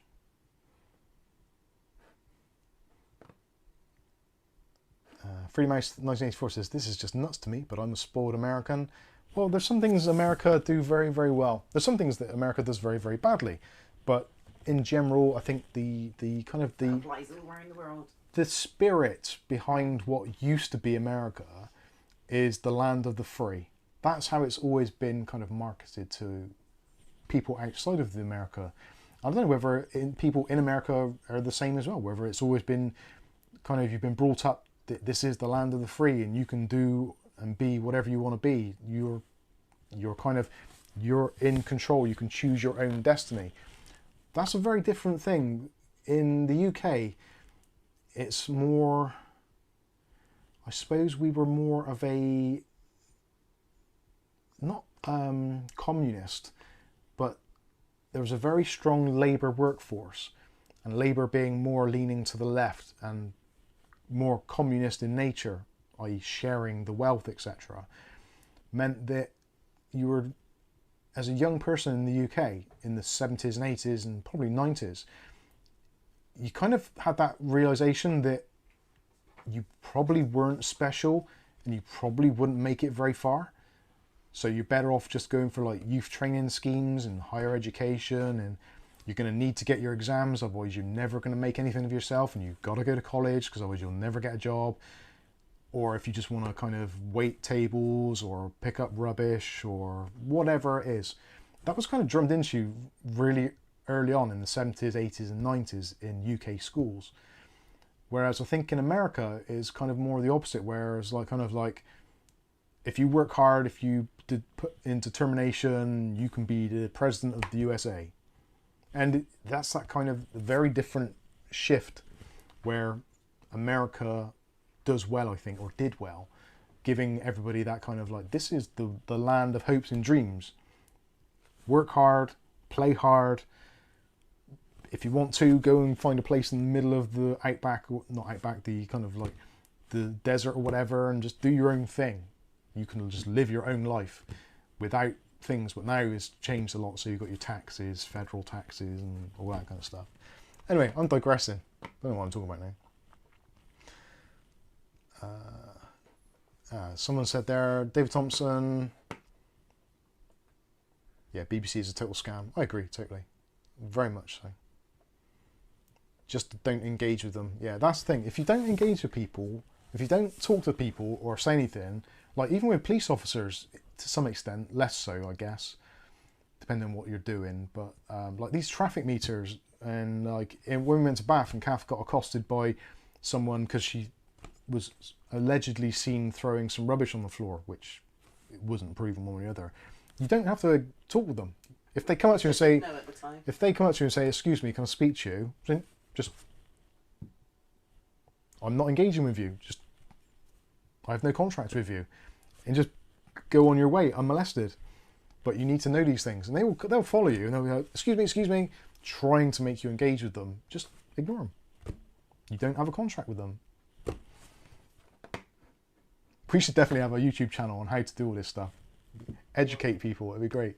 Or get us all put in prison. Or watch Dave. Yeah, or just watch David Thompson. I meant the other. Oh. Allegedly. Darren says, police will let in the bailiffs right behind them. That's the thing. That's why you need to know the law, or at least have some knowledge of the law, so you can say to the police, look, what you're doing is unlawful. And quote, if you can quote to them back the thing, and say, look, just check in with your station sergeant or supervisor, whatever. Just say, check out the statutes. What you're doing is unlawful. And I'm within my rights to defend my property and or take you to court. There is a sign you can put up for no trespassing, isn't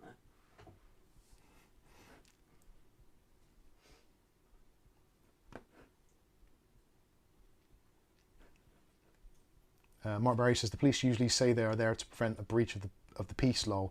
Well, that's it exactly. So if someone is if someone is trying to forcibly enter your domicile, that is breaching your peace. So they are guilty of breaching the peace. Unless they've got a letter, I believe it's with a ink sign, like a wet signature on a piece of paper from a judge with a final judgment saying that what they're doing is legal, then they can't do it. And there's pretty much, I don't think there's, well, there's basically no judges in the UK who will wet sign a document, because they know that as soon as they do, they are liable for everything that it says in that document. If they don't sign it with a wet signature, it's just typed of, or their secretary signs it. Although they've said it, they've not signed it, so it isn't binding. It's fascinating, actually, some of the law stuff. If you know what's going on in it, it's like, oh my God, you are as free as a bird if you know what to say at the right time. And have the guts to do it all. Yeah, and having the balls to say it. I made it cleaner.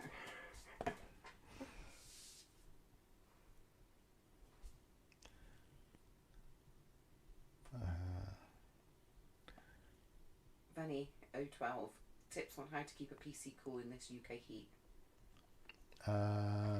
Where is that? That hot yet? I'm trying to find it. Venny, there we go. How to keep PC cool in this UK heat. Well, the first thing to do is, like, if your PC is like mine, where it's not really doing a great deal, like, yeah, we're streaming this at the moment, but it's not particularly taxing for the GPU or the CPU. So undervolting is a really good way of doing it, or setting a TDP limit for your processor. So if you've got a processor which is maybe a 65 watt part, maybe reduce it down, like limit it to 40 or something. So undervolting or underclocking is like a really good way of doing it. In terms of actual reality, if you've got a warm room, it doesn't matter what you do, because you're basically taking the ambient temperature air into the PC and adding a bit more temperature to it. That's the way it works. So the only way you're really going to have some form of delta is by reducing the amount of wattage that your components are using. That's kind of it. That's all you can do. Shows you UK heat, really. Yeah, exactly. Yeah. It's not really hot, but it's just we're not used to it. We're not acclimatized to it. As soon as we do get acclimatized to it, winter comes. Yeah. If you're in Australia, their PCs cope okay. Yeah. That's what he's exactly. saying, isn't Yeah, it? yeah. And theirs is a lot The hotter than thing ours. is as well, the heat here is a very different type of heat. So if you've been to somewhere like, I'm guessing like Malaysia, Taiwan, that sort of thing, they've got a very moist heat, very humid. So even though it's not like, in terms of temperature, it's not a high temperature, because the humidity is really high, it just feels really hot and stifling. And in, I'm guessing Canada, North and South America, more north, I suppose, generally you tend to be less humid, a more arid environment. So even though it's very hot, it's actually quite a dry heat. So you get that kind of, it's a very different feeling.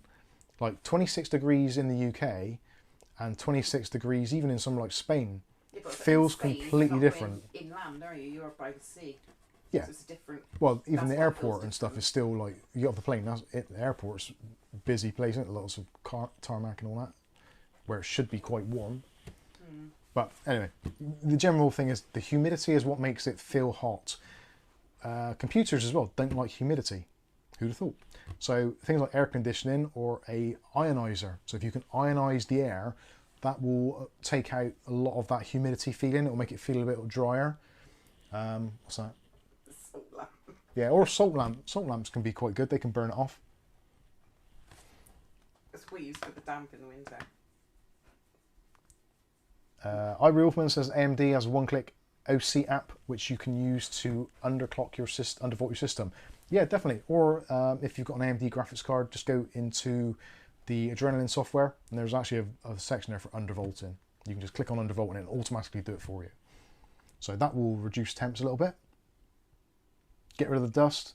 Make sure your fans are working as they should do. Potentially as well, you could really take out some of your air filters if they are restrictive. Worth doing that. They've said, I'll see if I can give that a go. I'm petrified to mess with the stuff in the BIOS, so if they want to be walked through. If you're not sure, yeah, we've got loads of videos on stuff like that, or you can go to our Discord and we can try and help you out. Freedom House says dehumidifiers work, but they can heat up the room. Yeah, with a dehumidifier, you do need to have an exhaust out of a room or like through some sort of vent to get the hot air from the dehumidifier put outside, like a fridge freezer. Like its fridge is cold. Aircon more so than dehumidifier. You don't got a pipe out the back. Well, some dehumidifiers have like the pipe thing, yeah. Open a side panel. Yeah.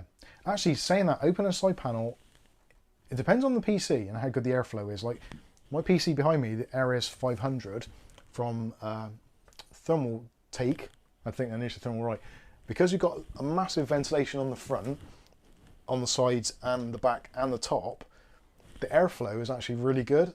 So, in fact, taking or opening the side panel potentially could make cooling worse, because at the moment the cold air is being pushed in to the graphics card, the capture card which is there, in towards the VRMs, etc., and then being exhausted at the top. So at the moment, any heat which is building up inside has to be exhausted from the top, from there or there, and drawn in from the front or the bottom. Whereas if I open up the case, the first thing that's going to happen is you're changing the airflow pattern. So now those fans are pulling in air just from the room. So rather than being just the air which is inside the PC, you're now just essentially recycling normal ambient air. So it's going to depend on your case, the setup, and actually how hot it's getting in there. If you've got a PC where, like for me, I've done tests on this, my PC runs hotter with the case side open, because you're not getting the full force of the cold air being pushed in into where it needs to go. It's all kind of just mushing around. Whereas if I close this, there's directional air going to where it needs to go. So yeah, opening the side panel potentially can be a very good way of doing it. It depends on the case, depends on the airflow, depends on the fans. Best thing to do, try it. Run something like hardware monitor, use your PC, see what the low and peak temps are. Do the same thing with the side panel off and see what the results are like. If the results are better, you're onto a winner. Open the case. If your results are worse, then close the case. If gaming wise, probably opening it is gonna help. But in general use, I think closing it is probably better. Just now somebody asked what it the does, case Darren. is behind you. Oh right, somebody asked. The case behind me is the Cooler Master Series 500 TG Airflow in white. Yeah. And then Dino. Dino, vertical GPU holder. Is there any pros or cons? The cons are the price. 100%. The biggest con of vertical GPU is the price. So you need a vertical GPU mount if you haven't got one already, and you need a vertical GPU riser cable. If your graphics card's PCI Express Gen 4, you're not going to get much change out of 40 quid. So the cable itself is going to be freaking expensive. The Gen 3 ones are a lot cheaper, about £20, 15 to £20. Advantages, depending again on the graphics card. Normally, because at the moment where the graphics card is there, it's kind of getting air blowing in from the front, but you're also trapping heat in with the M.2 drives and around that area.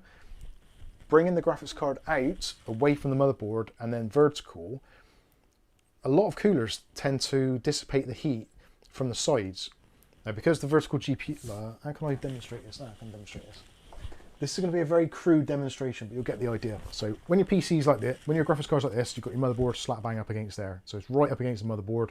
So it's kind of like you've got areas around here where there's not going to be much air getting in. If you have your GPU mounted vertically, motherboard stays in the same place, but your graphics card physically comes out from the motherboard. So you've got a lot more air gap. Yes, might make sense. Down there. And because of how fans work, obviously fans are spinning and they're exhausting air generally in all directions around the fan blades.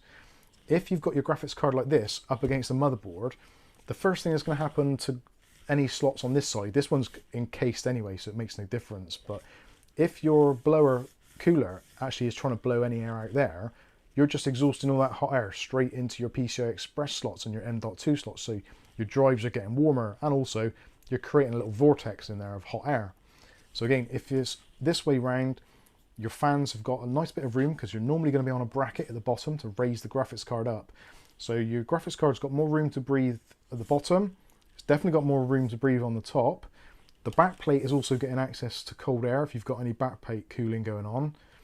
And also heat rises. So having something like this, like if you look at the fan or the fins on a radiator or anything which, like your radiator in your house, why is it long rather than wide? Or if it's wide, why has it got loads of up and down lines on it? That's because heat rises. So any vertical plane is going to come off of a lot easier rather than that just being a flat line. So for me personally, I find that vertically mounting a GPU in most instances in idle, anywhere between 5 to 10 degrees cooler, under full load, they're generally going to get to whatever their thermal TJ max is, or G max, or whatever it is. You should see a little bit of reduction, and your system should run a little bit cooler. There you go. Hopefully that's answered the question for you. How many? Benny. Also, this might sound a silly question, but what is a safe idle temp under load? Temp for a 5950X. I can't see where it says that. See. What name was it? Venni. VENNIO12. Oh. Oh, this might be silly. Yeah. Sorry, Venni. This might be a silly question, but what is a safe idle temperature and under load temp for 5950X? Idle temperature is, I would be ideally looking at somewhere between, well, it depends on your ambient temperature again. So for us in the UK, with an average internal room temperature of somewhere in the kind of 15 to 20 degrees mark, I would expect to see maybe 10 to 15 degrees higher. So somewhere around 30 to 40 degrees Celsius is a idle temperature on a good day. Potentially a little bit more than that, maybe a little bit less if you're lucky, but somewhere, yeah, between 30 and 50 idling. Lower the better, obviously. Maximum temperatures, I probably wouldn't want to have it running long term more than kind of 75, 80. Old Man Withers.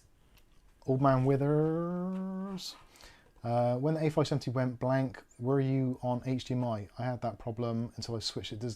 No, I was on DisplayPort. I actually did try the opposite though. I went from DisplayPort back to HDMI and it still seemed to do the same thing. So I think it was more of an internal processing thing than actually an output bus thing.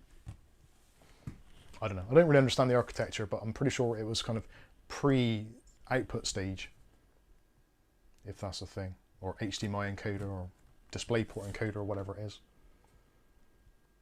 Arnold Albert. Arnold Albert. I think this will be the last couple of questions now. We have to knock this on the head because it's getting rather late. Yeah, unboxing next time. I looked at the bloody clock earlier and I was like, oh, it's 10 to 11. I better finish. And it's now 11:30. Hopefully you're getting some. Hopefully you're getting some benefit out of this and you're getting some enjoyment out of it. If you are, and you're still watching, do me a favour, hit the like button. I want to see those likes flying up. And if you want to see more content, let's make sure you're subscribed as well. If this is your first time here and you've come in, asked some questions, we've been helpful, and you like the community, then maybe stick around. Hit the subscribe button. There, I've sold myself out there. Sorry, who was it? Arnold Albert. Albert. What is the importance of DRAM on NVMe? Oh God, this is going to be a long one, but I'll try and make it as brief as possible. Okay. Just before you start, Yeah. Benny asked if they have any more questions, could they ask you in Discord? So, Yeah, of course you can, yeah. I'll put a link. Thank you, Dino. Right, DRAM on a NVMe. In the early days, it was almost imperative because controllers were at a point where they weren't able to kind of create a constant flow of data without it bottlenecking, like we talked about a little bit earlier. there have been improvements in the controllers, especially on the Scion or Phison or however you want to pronounce it. Some of their modern chips, and there's a new technology which was enabled in the NVMe, I want to say 1.3 spec, which was called HBM, or oh god, I want to say high bandwidth memory, but it's not. It is, oh my god, it's completely gone. Host buffer memory. That's it. Wow. Acronyms, or acronym, shortenings of words. So HBM is host buffer memory. So what the modern NVMe drives can do is, rather than having to have a dedicated piece of DRAM to buffer the information, they can actually borrow some of the system's RAM. So they'll actually, if there is any overloads, they can send it the CPU's way through the memory controller into RAM and then back through. Now, it's not going to be as fast as having DRAM actually physically on the drive, because you've got to send it through the host bus to the RAM, through the CPU, back again, etc. So with this, obviously, faster RAM, faster CPU is going to be a better experience for HBM than a slower, older processor with slower RAM. Kind of makes sense. But effectively, the DDR cache on M.2 drives is kind of the same stuff as what's in your system, just in a more refined way of doing it. So you don't potentially lose as much of performance, and it depends what it is you're actually transferring. So most drives, whether they're NVMe, SATA, hard disk drives, etc., most drives struggle with compression and decompression and small files, and lots of them. So tiny little files are going to be the things like the tiny little, what they call IOPS, so operations per second. If a drive's got a very high rating for IOPS, it means it can handle those little files really nicely and really easily. If a lower rating one, it means it won't. But potentially you're still going to see those same drives advertised with certain transfer speeds. So transferring big files like video files or drivers, downloads, all that kind of stuff, any chunky files, they're much easier for the system to deal with because it's one consistent big chunk of data. So it knows what to expect, it knows where it's going. The controller says, right, you're 100 gigs, so we'll put you there. And it'll just go pass through. And you'll get to a point, it'll go flat out. If it gets to a point where it needs to buffer, you might see a little dip. Then it might go into system RAM if your drive supports HBM, which a lot of the modern ones do. These days as well, also what they'll do is there's 3 or 4 levels of RAM. So you've got single level, multi-level, triple level, and quad level. So SLC, MLC, TLC, no scrubs, and QLC. So QLC is the slowest because it's basically 4 layers. Triple TLC, triple level, you get the general idea. Multi is 2, and S is for single. So single layer is going to be obviously quicker because, like we said about bandwidth and buses, if you've got a single level, it's just one data pipeline. If you've got 4 of them, you've got the same data going down 4 pipelines. So they're all kind of like traveling down at the same time. It's hard to explain, but essentially SLC is better, QLC is the worst. But in terms of most modern drives now, TLC drives and QLC drives generally use a small portion of the drive to kind of emulate the behavior of SLC. It's very complicated. So SLC cache is fast and as good as, in most cases, as having physical DRAM as a separate standalone. Does that make any sense? Possibly not. Hopefully it does. Anyway, long story short, realistically, most modern drives these days, as long as they support NVMe 1.3, 1.2, and they've got HBM, there's not really any real need. It depends on the type of drive. If you're getting a QLC drive, probably that cache might be helpful. If you're getting a TLC drive, it's probably not as necessary. SLC drives and MLC drives are basically enterprise drives, so chances of you buying one is extremely rare anyway. So TLC and QLC are being the ones that you're generally going to buy on the market. The Trojans just added a bit. Oh, I don't know if you went to see. Trojan says DRAM on the NVMe helps the writes as the entire block needs to be written over no matter how small the change. also helps with garbage collection. Yeah, that's another aspect of it as well. It's helpful. It's not the be all and end all though. It used to be that people would say, well, don't buy that, it's got no DRAM cache on it. These days it's less important, especially with modern systems being as fast as they are, because the HBM caching works very well. Unless you're transferring literally hundreds of thousands of gigabytes of files, or megabytes, or whatever it is. Albert says, so a TLC with DRAM would be a combination. Yes, definitely. MookMC says QLC is supposed to be in hard disk drive replacement. Yeah, to some extent. QLC used to be quite slow and quite poorly optimized, but these days modern QLC drives, it's hard to find the difference. I've used QLC and TLC drives in my system, and I've done QVC, and generally I don't feel, well, they've come to such a point now that there's not really a great deal in them. The only thing you ever notice really is benchmarking, and then you do see differences, but otherwise it's kind of irrelevant, or less relevant than it was. Anyway, on that bombshell, I think we should draw things to a conclusion, because it is getting late and I actually have got to go to work tomorrow. Although it's been good, it's been nice to talk to you guys and take some questions, and it's actually quite good for me. It's a bit challenging, because rather than actually having to pre-plan everything I'm going to say for a couple of hours, it's actually really nice for you guys just to take control and say, right, this is what we want to know about, please let us know. Sorry about the unboxings. And yes, sorry about the unboxings, never happened, Bob. My apologies. We will get videos done. There will be videos on this, the Jonsbo Pisa. That's actually going to probably end up in the Jonsbo D41 case, because that's going to fit in there quite nicely, I feel. So we'll definitely be taking a look at that. The camera, you've pretty much seen most of it, and we've got a little M.2 cooler there, which is not the most exciting. Actually, I didn't think about it. I don't actually have some means of powering it, which would have been a little bit of a kerfuffle. So yeah, awesome stuff. Thank you very much. Hope you enjoyed yourselves. If you have, again, smash that like button. All the usual YouTube nonsense. If you want to see more content on a daily basis, then hit subscribe and turn on notification. And even sort of future video releases. Don't forget, if you're buying stuff on Amazon and you want to help out the channel, it doesn't cost you anything apart from just finding a click. Even if it's not PC stuff, if you're doing your weekly shopping through Morrison's or whatever, don't we? No. Oh, right, okay. Maybe it's sporting goods, maybe it's cosmetics, maybe it's a new pair of undercrackers. I don't care what it is. Actually, clothing's really good. We get good commissions on that. But do use our affiliate codes for Amazon, UK, US, Norway, Madrid, yeah, whatever, and eBay as well, because we get nice little kickbacks off those. And it's not like we're going to retire on it or anything.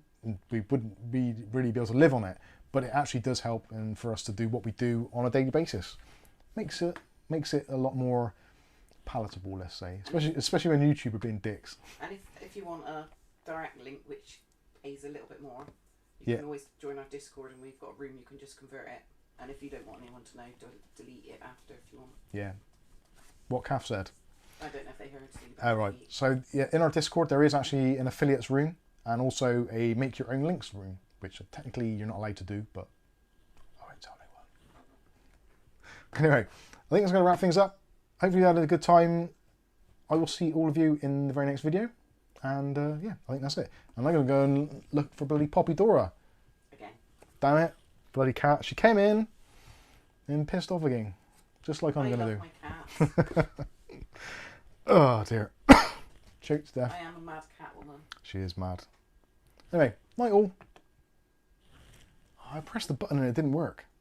Damn it. Never mind. See you all. Catch you in the next one. Ta-da for now.